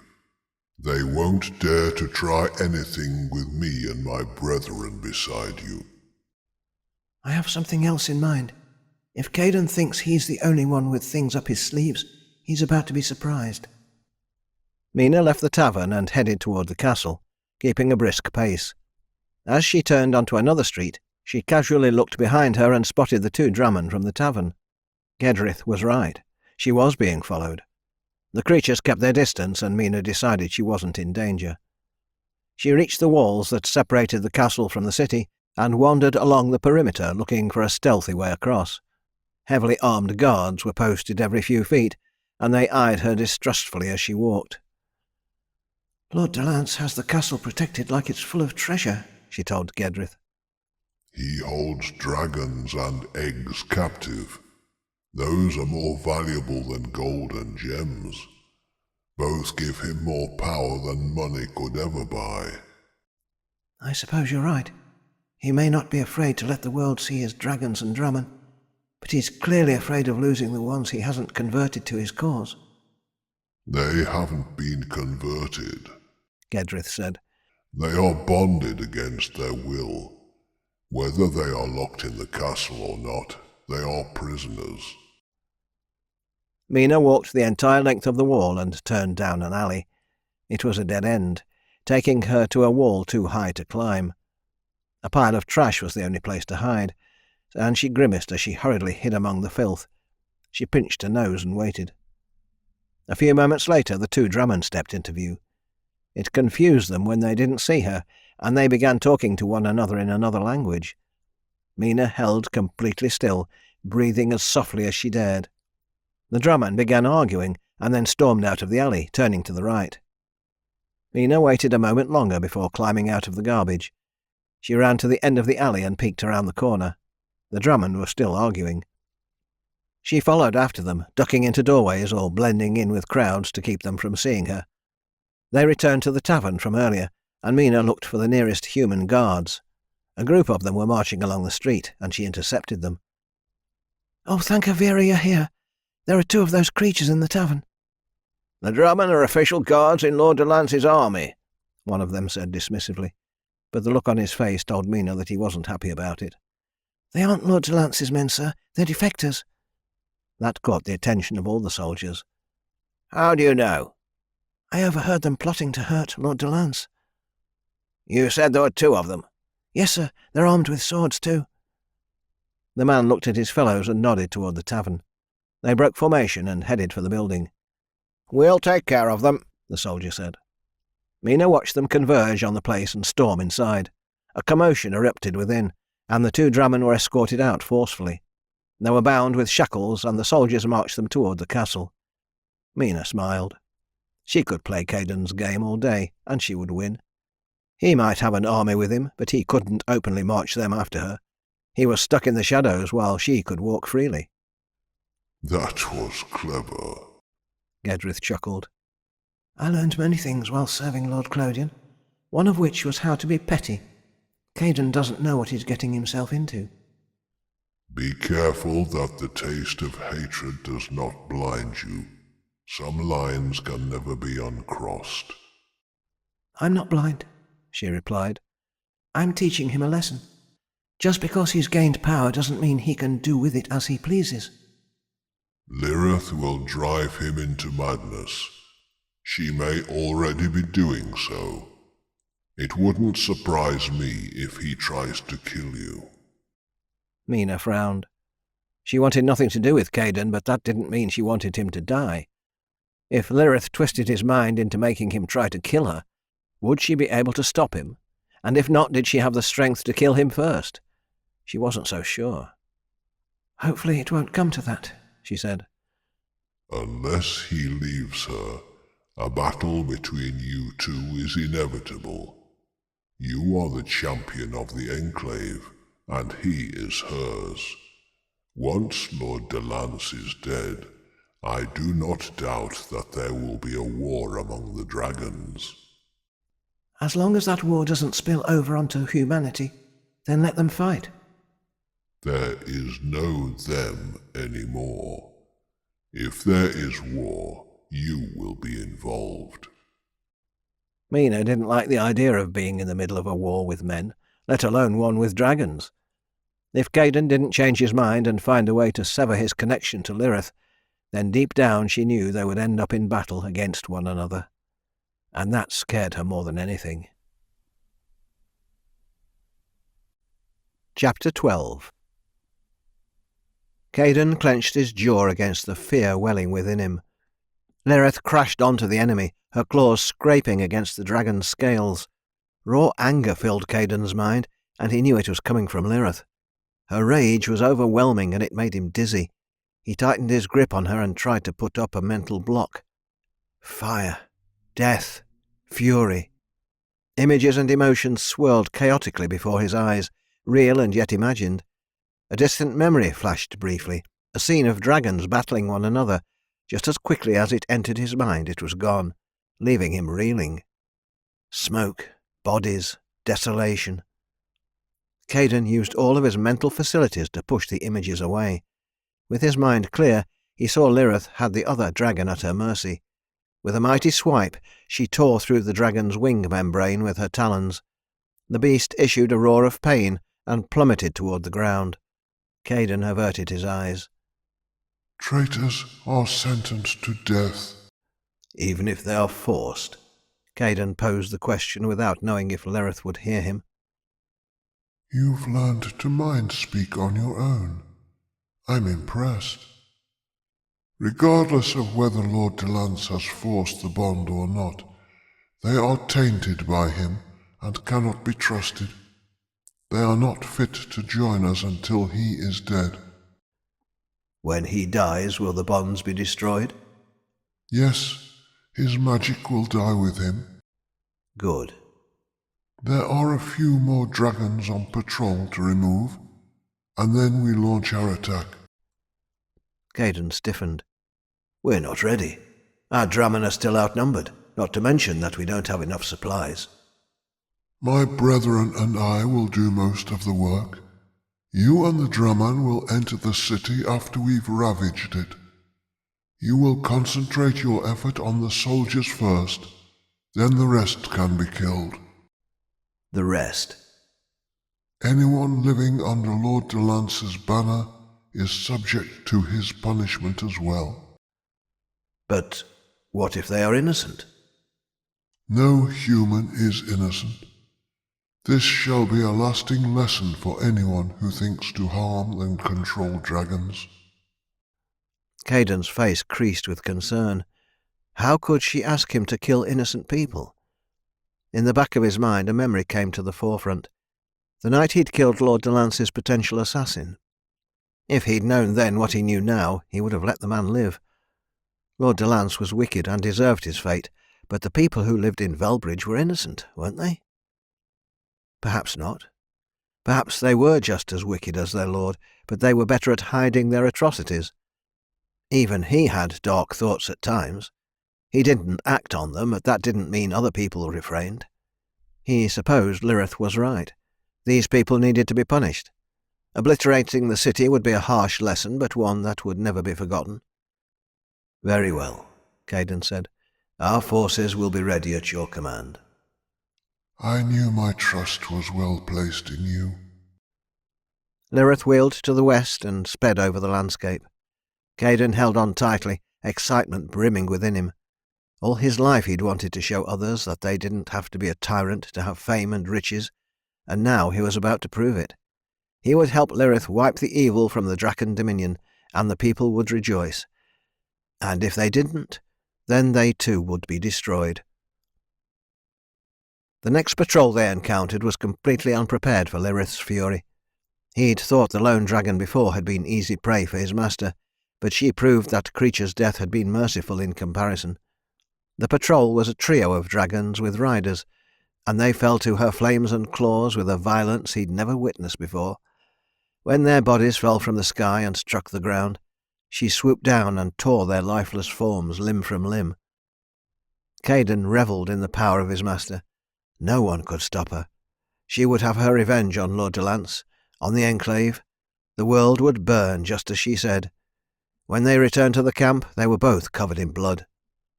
Prepare the drumming. Once the city is on fire and the castle falls, send them in. "As you command," Caden replied. He strode through the camp, shouting for Bast. The drummer rushed into view. "What is it? Are you all right?" He skidded to a stop and sniffed the air. "That's dragon blood." Bast looked past him to where Lirith normally stayed. "All is well, my friend. Lirith has cleared the patrols from the sky in preparation for our attack. Gather the men, we're going to war." "Now?" "Yes, once Lirith destroys the castle, we will sweep the city and deal with the others." Bast hesitated, but he nodded, his reptilian pupils turning to thin slits. "I trust that she will lead us to victory." "For her glory," Caden replied. He left Bast and headed for the stream in the woods. The stench of the dragon blood was making his stomach queasy. He didn't bother taking off his armour as he marched into the water and began washing the blood off. Cupping his hands, he brought some of the cold water to his face, sucking in a sharp breath as it splashed onto his skin. He removed most of the grime, but he didn't bother deep cleaning the armour. They would soon spill more blood, and he didn't want to waste his efforts. When he stepped out of the stream, Bast was waiting for him. "We don't have enough men," the Draman said. "I know, but our master and the other dragons will reduce most of the city's defences, so we won't have much to contend with. If Lord Delance's soldiers haven't fled by the time we arrive, they're either fools or insane." Caden wiped the water from his eyes and face and looked at Bast directly. Judging by his demeanour, he could tell Bast was uneasy. "If I wasn't confident in this, I wouldn't be asking this of you, or of them. Lirith can't be stopped by anything Lord Delance has in his employ." "I was hoping more of my brethren would have joined us. Killing my own kind feels immoral. Anyone under the influence of Lord Delance's magic will stay and fight as long as he's alive." "I understand your reservations. I have my own, but this is the right path. Once that tyrant is dead, the world will be better off. If it were easy to stand up to injustice, everyone would do it." Bast sighed. "I know you wouldn't lead us astray, but the human in me has doubts. I will trust our master's plan. If all goes well, we will finally have some peace." "This is only the first step towards peace. The Enclave will fall next." "And what about after that?" Caden shrugged. "We will go where Lirith wants and do as she commands." Bast bowed his head and left in silence. He may not have said anything, but Caden recognised the Draman's conflict. It wasn't much different from his own, but whereas his bond with Lirith gave him the strength and wisdom to see past the doubts, Bast did not. Perhaps the Draman had outlived his usefulness. Chapter 13. Mina spent a few hours watching the castle gates, and she could now determine a definitive rotation of shifts among the guards. They changed out every hour, but as they made the switch, those being replaced waited until they were relieved. It was precise, leaving her with no opportunity to get into the castle grounds. By the time Mina felt hungry, she realized it was already past noon. With no money to buy food, she decided to return to the cave and see if she could scrounge something up. As she navigated the streets, she noticed people were looking at the sky and pointing. She slowed her pace and glanced up. At first she saw nothing other than a few sparse clouds. "Are those Lord Delance's sky patrols?" someone asked. Mina squinted and made out about a dozen splotches that steadily grew larger. Had the Enclave sent more dragons to harass Lord Delance? The crowd of people stopping to stare continued to swell, and they speculated what the shapes were. As the seconds turned to minutes, the truth became clear. Mina's stomach churned, but it wasn't from hunger. The unknown shapes were dragons, but they weren't metallic like Gedrith and his brethren. They were chromatic dragons, and the one leading them was the black behemoth bonded to Caden. Mina's mind screamed at her to run, but her legs froze in place. The dragon fear was thick in the air, and she watched helplessly as the dragons descended on Velbridge. They roared, their battle cries so loud that she thought she would go deaf. Lirith passed over the crowd of people and unleashed her fire. The flames bathed the buildings along the street, setting them ablaze. The heat singed her hair and burnt her flesh. A scream pierced the air, and Mina felt sorry for the person before she realized it was her own. "Where are you?" Gedrith's voice cut through the fear, and she slumped to her knees. "I'm still in Velbridge. Lirith just attacked." "I'm coming to get you." "No, even with your brethren we're outnumbered. I'll try to get out of the city." "How many are with her?" Mina gingerly looked skyward and saw numerous black dragons, a couple of green ones as well as a blue and a white. "Over a dozen," she said. "She has found allies, then. The city will be destroyed by the time the Enclave can send help. It is up to me and my brethren." "She'll kill you." "If I die protecting you, then I have done my duty. Get near the walls if you can't escape the city. I'm on my way." Mina didn't bother arguing with him. She struggled to her feet and began jogging along the street, heading south towards the main gates. Thick smoke filled the air, burning her eyes and lungs. She coughed and buried her mouth in the crook of her elbow, trying not to breathe it in. The heat coming off the burning buildings drove her to turn down a side street, and she tripped over a prone body. She fell, smashing the side of her face hard on the cobbled stones. The body she stumbled over was a woman, and a small child, a girl, was sitting nearby, tears streaming down her face. The girl was crying and moving her mouth, but Mina could barely hear her. She offered a quick prayer to Avera that she wasn't truly deaf now and crawled over to the child. "Come with me," she said, not sure if she was yelling or not. She held her hands out and the child latched onto her. Mina held her close and got up, continuing her trek through the burning city. She passed more bodies, most of them charred, and eventually found her way back to the principal thoroughfare. Small groups of people had gathered and they were trying to battle the flames, but Mina thought their pursuit was hopeless. Unless Lirith and the others were driven away, nothing would be left after their rampage. A grizzled old man was gathering the more helpless to him, and Mina diverted her steps to him and handed over the child. She couldn't take care of the girl, even if she wanted to. With the child as safe as possible, she sprinted for the main gates. An inordinate amount of people fleeing the devastation blocked the way out, and they were all pushing and shoving against one another. "I'm near the gates, but I can't get out," Mina said. The smoke overhead swirled and cleared away to reveal Gedrith. He landed atop the wall, his rear claws snapping onto the stone to keep him balanced. His head swiveled back and forth, enormous eyes scanning the sky over the city. Mina spotted stairs leading to the top of the wall and ran to them, taking them two at a time. She hastily climbed onto Gedrith's back and looked out over Velbridge. The haze of smoke hid most of the cityscape, but she could clearly see Lirith and her minions flaming more parts of the city. The flames had yet to reach the castle, though. "We need to get help," There isn't time. Gedrith replied. "Is there no way to get word to the Enclave?" I can send one of my silver brethren, but even with their speed it will be too late before help arrives. Most of the city burns even now. "I'm less concerned with the city and more worried about the people, not to mention Lord Delance. Why hasn't he come out to fight Lirith? Where are his dragons?" Perhaps he doesn't have as many as we thought. As if to reject that statement, a horn blared in the distance. A moment later, more dragons filled the air, and a battle erupted. "We should help the people get to safety," Mina said. No, we should join the fight. If my brethren and I are lucky, we can kill Lord Delance and Lirith at the same time. Mina looked from the dragons to the city. She didn't know what to do. Either option held its own risks, but she didn't see how she could truly help against the other dragons. You are my rider, and your place is with me, Gedrith said. You must stop doubting yourself and learn to trust me. He was right. She knew that, but she still had her reservations. "Fine," she replied. "Let's end this."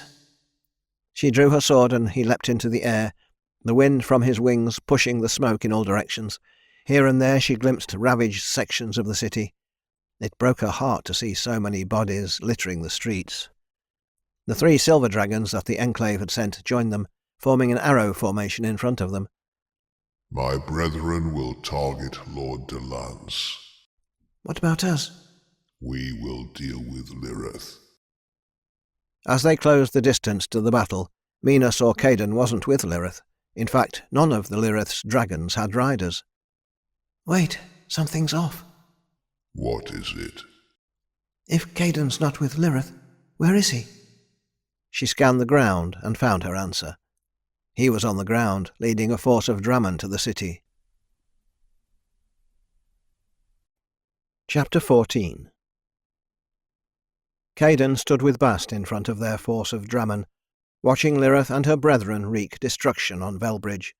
Flames peaked over the walls and billowing smoke drifted into the sky above the city, creating a massive grey cloud. Now? Bast asked. Not yet. He was waiting on Lirith to give the command, but it worried him that she was too caught up in her emotions. Violent joy filled his mind through their bond, and his skin tingled from the sheer power she displayed. Torrents of fire left her maw, incinerating everything below her, including portions of the stone wall. Our master will leave nothing standing, Bast said. This place will be a sign of her vengeance for ages to come. Caden didn't doubt that, but he did doubt Bast's loyalty, especially after their last conversation. He side-eyed the Draman as he considered how to deal with him. Many of their forces would likely perish in the city, and he could use that as justification for Bast's absence. Lirith was so enveloped in her revenge that he doubted she was reading his thoughts. "It's time," Caden said loudly. "To the city!" A cheer rang from the Draman behind him, and they began their trek toward Velbridge. Caden marched quickly, leading the charge to the walls. A wave of heat hit him before he was 100 feet away. He halted and staggered back, but the Draman continued, unfazed by the drastic temperature. Bast urged his fellows onward, but he stayed by Caden. Are you all right? The heat is a bit much for me. I thought your armor protected from the heat of dragon fire. Caden watched the Draman continue ahead of them, oblivious to the fact that their leaders were now at the rear. He grabbed the hilt of his sword and hesitated. What if Bast wasn't disloyal? What if Caden had misjudged the Draman's words? If that was the case, killing him would be wrong. And yet, if he was right, he'd be protecting Lirith and stopping dissension before it could spread to the others. What is it? Bast stared him in the eyes. I'm sorry, friend. Caden drew his blade and jabbed forward, aiming the tip of the sword for the vulnerable, fleshy spot of the Dramon's neck that was unprotected by armour. Bast moved with a quickness that surprised him, and the Dramon brought his own blade up, knocking Caden's strike to the side with a clang. "What are you doing?" he hissed. "You've lost your trust in our master," Caden replied, circling to the left. Bast mirrored his steps to the right. "I swore an oath to her. I would never go back on my word." "How do I know that? You question her decision to march to the Long Sands. If you were loyal to her, you wouldn't have." "Pah!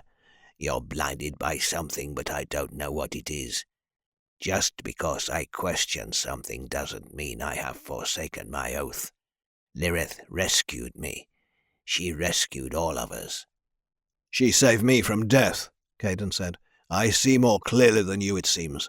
I would never question her." "We are marching to victory, and you attack me for nothing. Please let us call peace and battle together as brothers in arms." Caden knew the Dramon was trying to trick him. He lunged ahead, jabbing with his blade.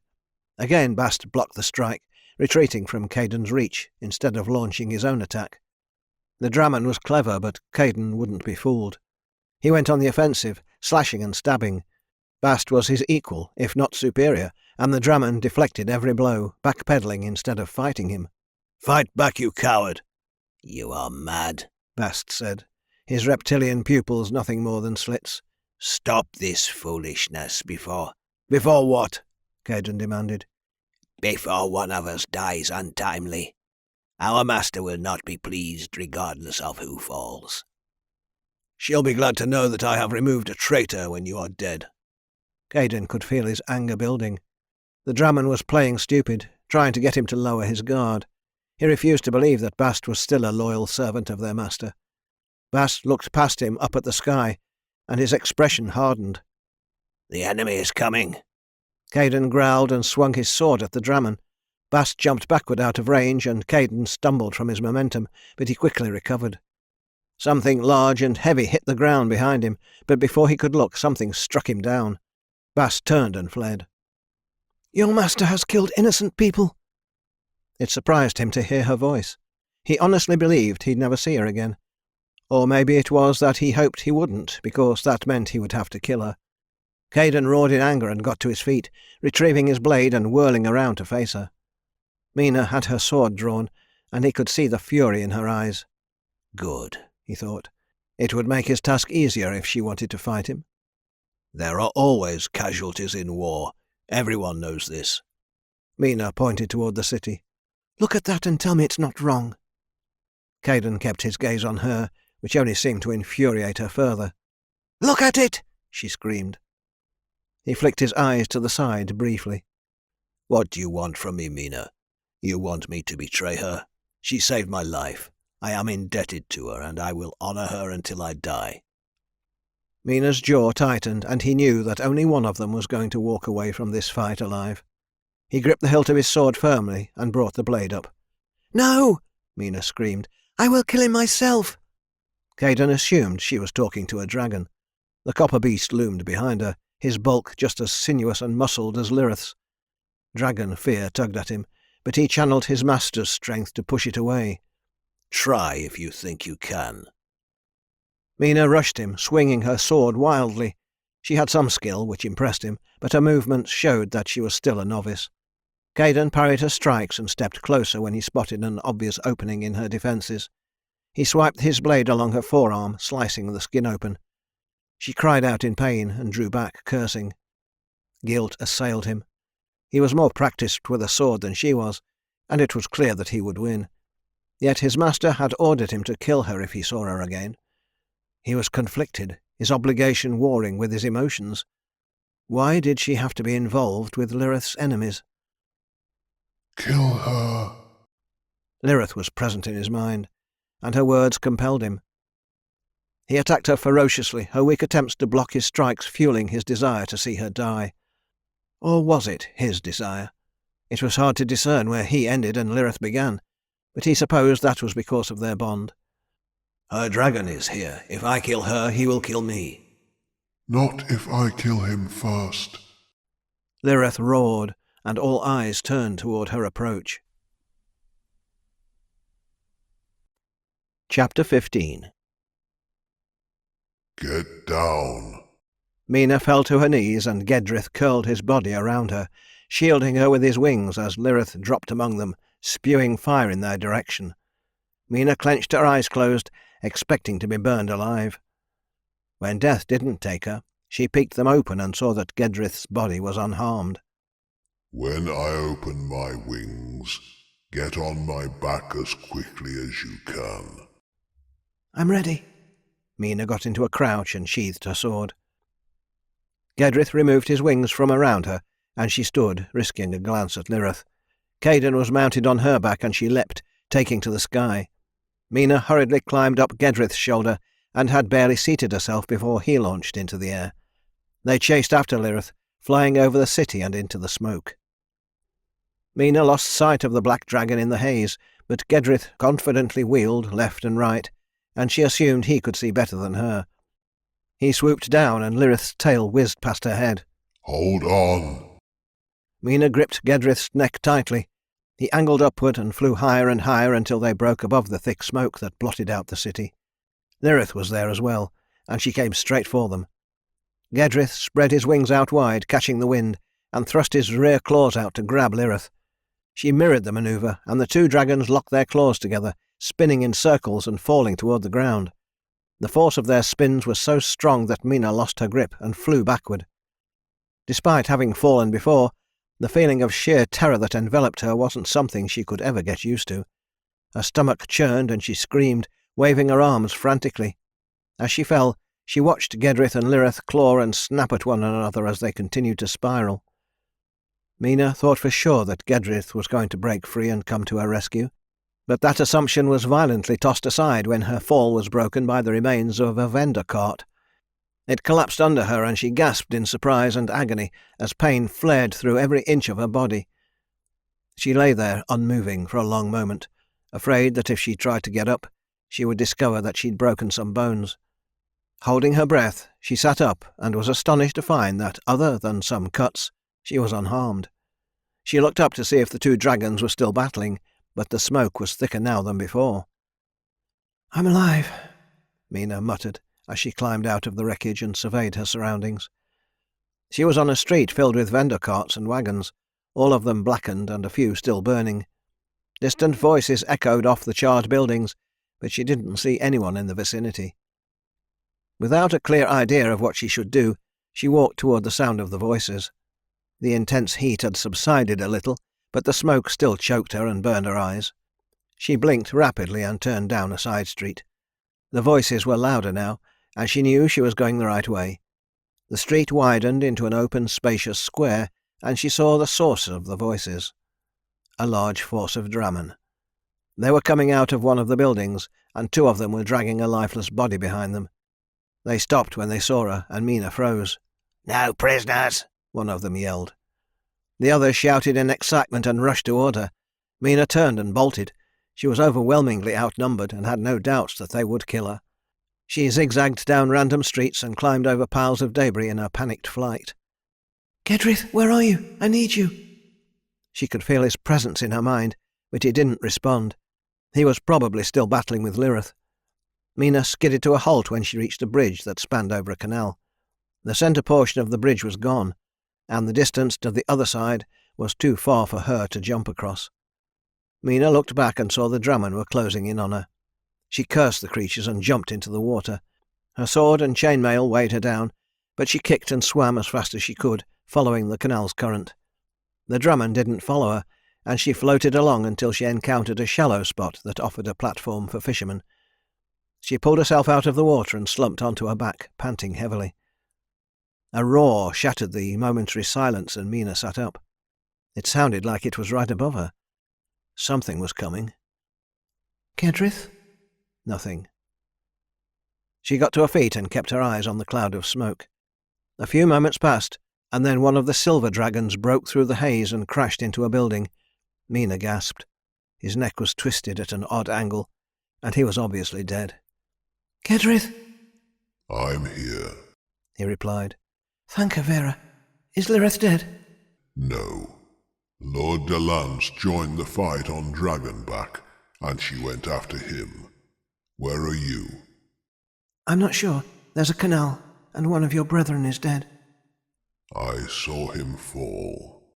Gedrith said sadly. I couldn't reach him in time to help. Stay where you are. The sound of flapping wings signalled his approach, and he descended through the smoke, landing feet first in the canal. Are you hurt? No, Mina answered. Well, not seriously. I'll be bruised tomorrow, I'm sure. What about you? Gedrith lifted his head to reveal some damaged scales on his neck. More battle scars. Where are your other brethren? Fighting. We need to take Lirith down, but that's going to be a hard task with Lord Delance and his riders in the air. Maybe he will kill Lirith and save us the trouble. Perhaps, but it will not be easy for him. And if she falls, those allied with her will scatter. Although I despise her, her actions will help us defeat him. Is Caden still with her? Yes. Mina nodded. She looked at the cut on her arm. It wasn't deep and the wound had clotted, but it still stung when she moved it. Caden had intentionally injured her, but his expression afterward had been one of remorse. Do you think there's a way to kill Lirith without killing Caden? Maybe. Gedrith said. The Enclave would rather imprison Lirith, but I fear that capturing her alive will be impossible without help. We're outnumbered, and she won't be taken without a fight. Do you think Lord Delance will kill her, or do you think he'll try to force her into a bond as he did with the others? I don't know. Mina chewed her lower lip in thought. I have an idea, but I don't know if it'll work. It would rely on Lord Delance using his magic, and there's no guarantee he will. What is it? If we can get Lirith's attention on us long enough for Lord Delance to use his magic on her, then we can kill him and take her captive. The only way that plan works is if Lord Delance does what we want. How do we ensure he does? We offer him something he wants. What is that? Caden. Chapter 16. Caden held on tightly as Lirith sped through the sky toward the castle. Lord Delance had joined the fray, and he'd brought a host of his riders with him. Upon seeing him, Lirith immediately ceased fighting Mina's dragon and turned her focus upon the Dominion Lord. Caden didn't blame her. He hated Lord Delance as well, and the opportunity to see him fall was too tempting to pass. Stay alert, Lirith said. Lord Delance has learned to use dark magic, and he does not hesitate to use it. Caden gritted his teeth, remembering how the man had tried to kill him. I'm well aware of what he's capable of. Lord Delance rode on the back of a green dragon. He stood without support, as if he were part of the dragon itself, and he wore black plate armour that covered him from the neck down. He didn't wear a helmet, and his long black hair whipped freely behind him. If his hair wasn't moving, Caden imagined he could be nothing more than a statue. Lirith roared in challenge and flapped her wings harder, picking up the pace. Caden drew his sword, despite not having the reach of hitting anything, and watched the distance close between them. The green dragon issued its own roar, and a billowing cloud of yellow gas poured out of its mouth. Lirith banked to the left and flapped her right wing, sending the cloud backward into Lord Delance. The yellow gas swept around an invisible barrier that surrounded the Dominion Lord, and the wind blew it away. What is that stuff? Poisonous gas. Lirith replied. It'll burn your flesh if it touches you. And I thought fire was bad. Lirith circled to the rear of the dragon, but another rider swooped in the way. Lirith went up, cracking the rider's dragon in the head with her thick tail. The blow knocked the dragon's head to the side, and it careened out of control. When she turned back toward Lord Delance, his dragon was on top of her. It grabbed onto Lirith's horns and jerked violently. Her neck undulated, and Caden fell backwards, slamming his back on her hard scales. He coughed and forced himself to sit up, then jabbed his sword at the dragon. He misjudged the distance, and the sword stabbed nothing but the air. Lord de Lance looked down at him and glared. His hands moved in odd patterns, and his mouth moved silently. The air rippled briefly, and then lightning began flickering between his fingers. Before he could do anything with the magic, Lirith shook her head free and pulled her wings in, free falling a few feet. She unfurled them and caught the air, spiralling a few times before shooting back up at the green dragon. She crashed bodily into the beast and used her front claws to latch onto the dragon's throat. Blood spattered Lirith and Caden both, as scales and flesh ripped free. Lirith snapped her jaws onto the dragon's wound and jolted her head back and forth, tearing the flesh further. The green dragon gurgled an anguished cry, and its wings slackened. "Watch out!" Caden warned. Lord de Lance unleashed his spell. Several lightning bolts flashed forth from his hands, all of them striking Lirith. Her body spasmed as the projectiles hit her, but she didn't make a sound. That impressed Caden. Lirith unhooked her mouth from the green dragon and winged backwards.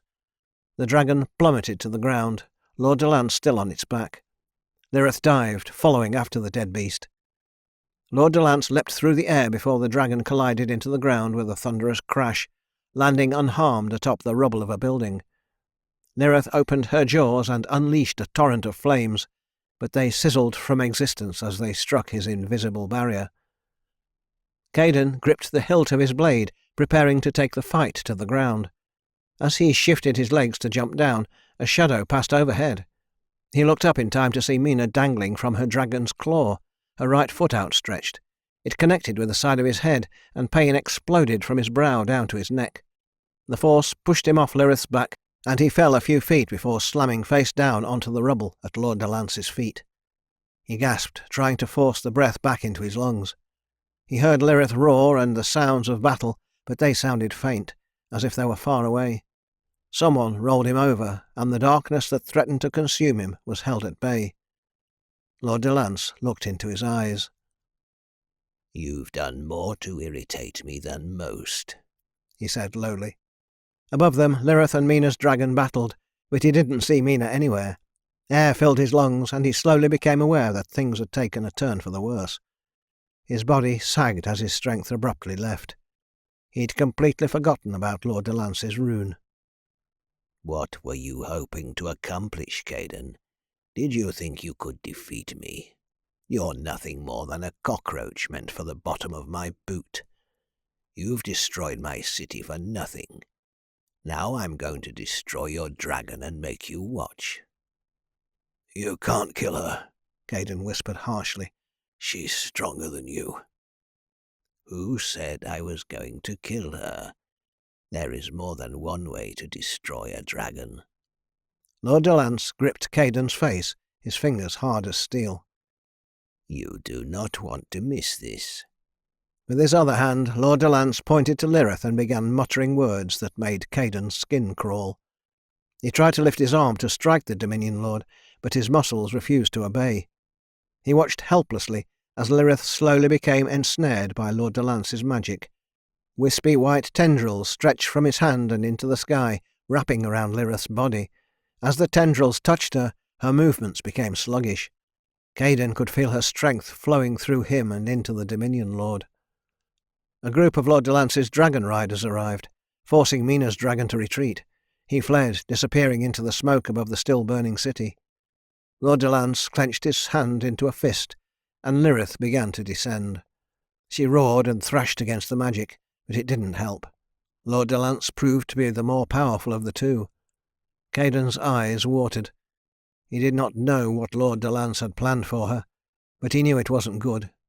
His own body refused to obey him, leaving him unable to help his master. Who knew where Bast was? And the Drummond were probably pillaging the city. Where were Lirith's brethren? Had they all died? Their plan seemed foolproof, but it shattered like broken glass in front of his eyes.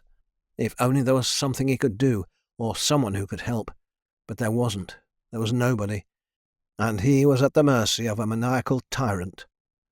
"Just kill me and get it over with," he begged.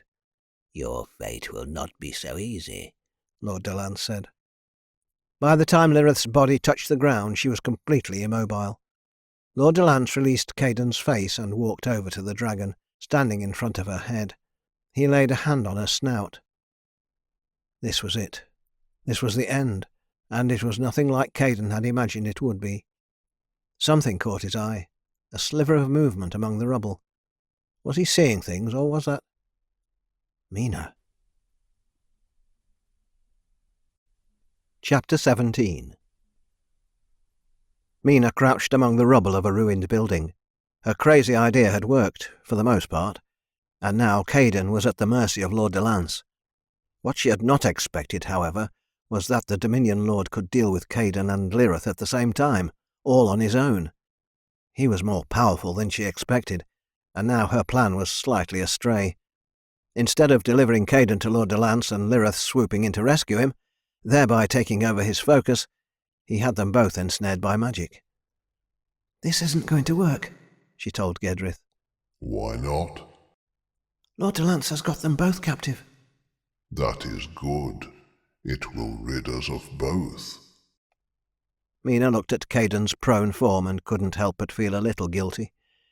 She knew he was her enemy now, but that didn't mean she had to let him die.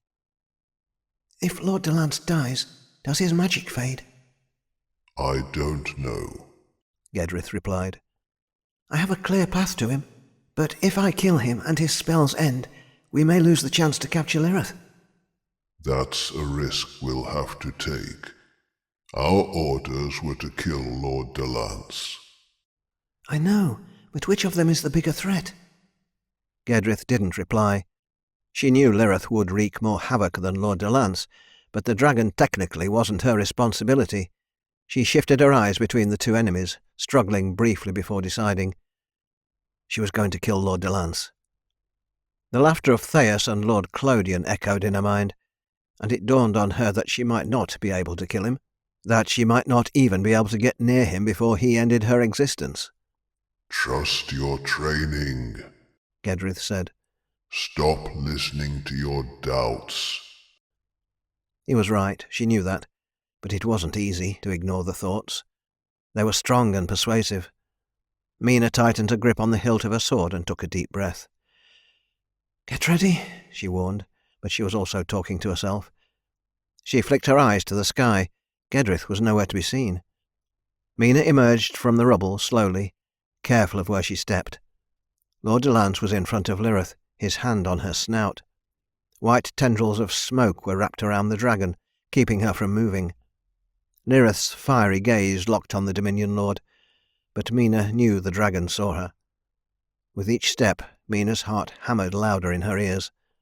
Only a few steps away, she lifted her sword above her head and grabbed the hilt with both hands.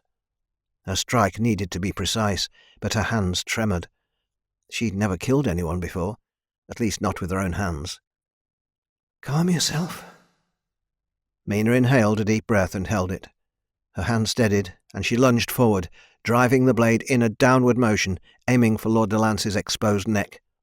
Time slowed, and she watched the tip of the blade as it drew nearer. Without even looking back, Lord de Lance swung his right hand behind his head, slapping her sword wide. Her momentum was thrown off and she staggered to the left, her sword chopping the air harmlessly. She quickly recovered and whirled around to face Lord de Lance. He turned his attention to her and smiled. "You're just as foolish as Caden, so you must be one of his. Do you not realize I have the power of a dragon flowing through my veins?" He moved so quickly that Mina's eyes barely registered a blur of motion before agony exploded throughout her chest. She flew back several feet and crashed into something hard. It took her a moment to register it was the remnants of a stone wall. Lord de Lance began laughing, a deranged look on his face. Mina gritted her teeth against the pain and stood. Lord de Lance strode toward her, Lirith and Caden still unmoving. Mina brought her sword up and stepped forward to meet him, but she knew she couldn't beat him. He was more powerful than her with his magic alone, and now that he had Lirith's strength, she had lost all hope. But she was still going to fight. Perhaps her sanity had left, or perhaps it had never truly been there to begin with. She jabbed her sword at an angle, trying to hit him in the neck again, but he batted it away. Mina jabbed a second time with the same result. With her third attempt, Lord de Lance grabbed the blade with his bare hands and snarled foreign words.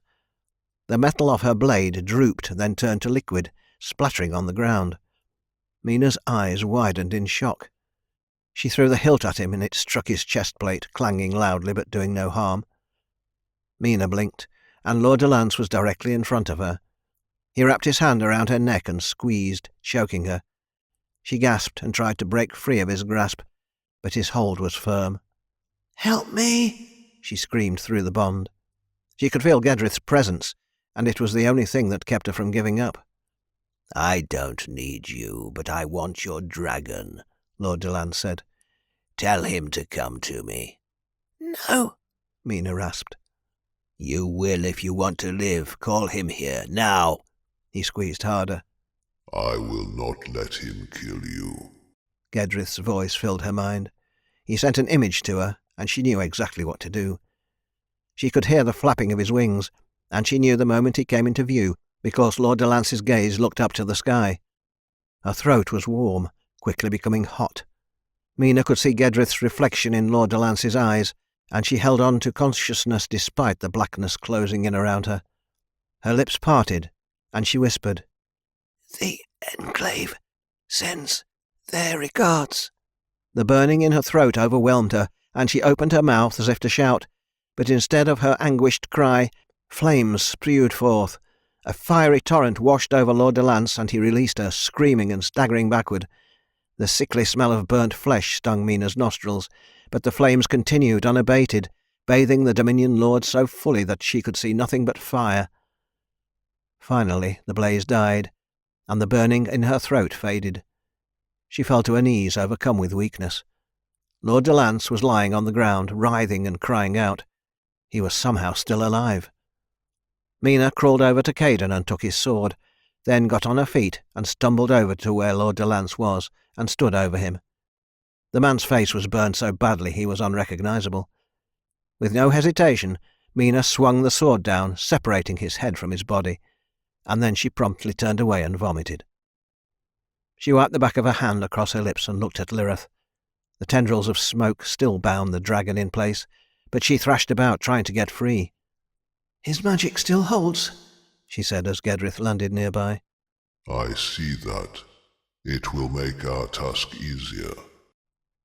"Are you really going to take her back to the Enclave? You could kill her instead. It would ensure she never poses a threat again." Although you are right, I will not kill her.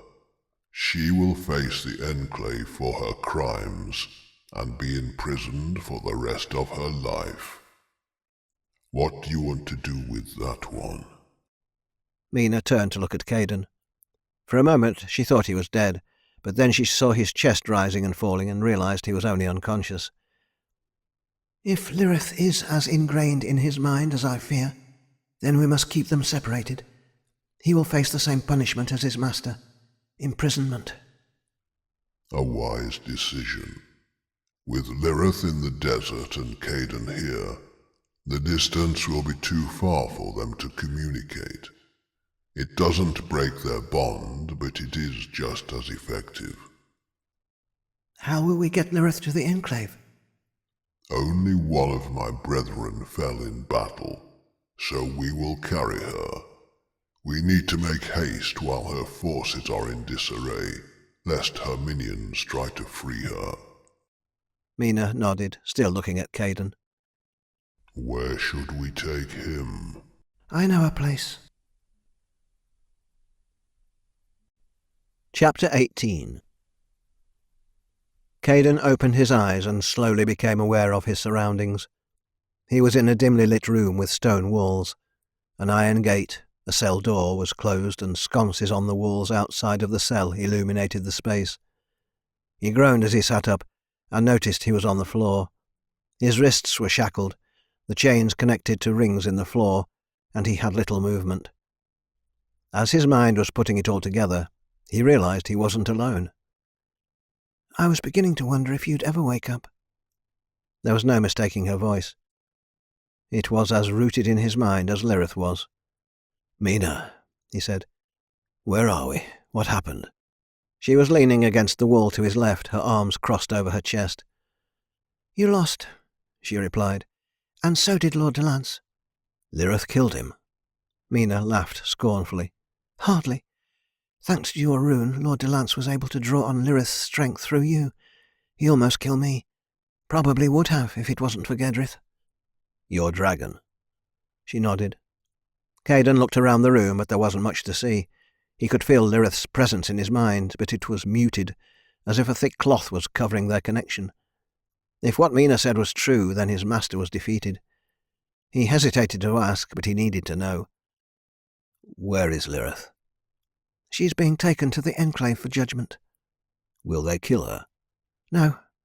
Gedrith says they will lock her up. She'll die of old age in an underground cave. At least she's alive, Caden thought. He held his hands up and jingled the chains. Any chance I'm getting out of these? No. What is this place? This is Lord Culver's dungeon. I told him Lord Clodion transferred you here for crimes against the High Prince. You'll never see daylight again. Caden silently digested her words. He was a prisoner, and Lirith was being taken somewhere else. Whose cruel idea was it to separate them so far from each other? Would he be able to sense her from such a distance, or would her presence shrink until she was nothing more than a memory? The uncertainty was going to make him sick. I'm sorry for what I said before. I'm sure you regret aiding Lord Clodion with killing all those dragons now that you know they aren't mindless animals. Mina pushed off the wall and approached, kneeling in front of him. If you were free and Lirith wasn't, would you try to help her escape? If you and your dragon were in the same situation, would you? Our situations are not the same, Mina said. Lirith is wicked. She's brainwashed you into blindly following her. Don't you see that? Caden smiled at her despite the turmoil of emotions raging within him. You don't know her like I do. You think she is evil, but I know she is kind. She saved me and gave me a place among her Dramen. No one has ever accepted me as I am, like she has. I did. That's not what I meant. Then perhaps you should say what you mean. You'll have plenty of time to learn how to do that in here. Your dragon has changed you. The way you hold yourself, the way you speak. You're not the girl I met. Did you prefer that I stayed the same? A meek slave always bending to the will of others? No, never that. I just wish that things had gone differently between us. If I would have told you that I no longer wanted to leave the Thofate, you would have never asked Lord Clodion to send me away. Perhaps if I had never left. I told you before that our destinies may be entwined, but they are not united. Whether or not you stayed would not have changed that. Avira had other plans for me. Caden found it difficult to accept that she truly believed that, but he knew it was futile to argue the point. So you leave me here and go where? What will you do now that Lord Delance is dead? That's none of your business, Mina replied. She leaned closer to him. You were a good man once. Maybe you will be again. Once Lirith is out of your mind, I hope that your sanity will return. If you can find a way to remove yourself from her bond, do it. That'll be the only way you get out of here. Caden stared into her blue eyes and longed to touch her, but he didn't dare try. She returned his stare with equal intensity, but neither of them spoke. Finally, she leaned in and kissed him on the lips. He closed his eyes and savoured the moment, which ended too soon. Mina pulled away from him and stood up. Goodbye, Caden. And with that she pushed open the cell door and walked away. A guard stepped into view. He closed the gate and locked it, then returned to his post. Caden sighed and laid back down on the floor, staring at the ceiling. Mina told him to end his bond with Lirith, but he would not do that. If anything, he was determined to strengthen it and find a way to escape. One step at a time, he told himself. One step at a time. As Mina left the dungeon, she had to force herself to ignore the pleadings of her heart. Caden was her enemy as long as he was bonded to Lirith, and she held no reservations about locking him up. It was for his own good as much as it was to keep the world safe. Still, the thought that she might never see him again gave her pause. He'd asked what her plans were, but she didn't tell him because she didn't want him to know where she was in the unlikely event that he ever managed to get out of the prison. Now that the tyrant Lord Delance was no longer a threat, she was free to do as she pleased. Her odd relationship with Lord Clodion had ended on a sour note, so she could not go back to the Thofate, especially not with the dragon. Perhaps she would return to the Enclave and continue training as a rider with Areg. Or perhaps she wouldn't. Nothing was set in stone, and she liked the idea of having the free will to do anything she dreamed of, or nothing at all. She left Lord Culver's castle behind and trekked into the grain fields where Gedrith and his brethren awaited her. Lirith was there as well, still magically bound, and Mina climbed onto Gedrith's back. All is well? He asked. Yes, we're all set to leave. Good. I miss the desert. Mina smiled and held on tightly as the dragon lifted off the ground. Between him and the remaining silver dragons, they were able to carry Lirith in their claws. They gained altitude and rose higher, then turned south toward the long sands, towards the enclave. Mina closed her eyes and let the wind whip her hair about, enjoying the sensation of flying. It felt good to be free. This has been Wrath of the Dragon, Marked by the Dragon, Book 4, by Richard Fierce. Narrated by Kevin E. Green. Copyright 2021 by Richard Fierce. Production copyright 2021 by Richard Fierce.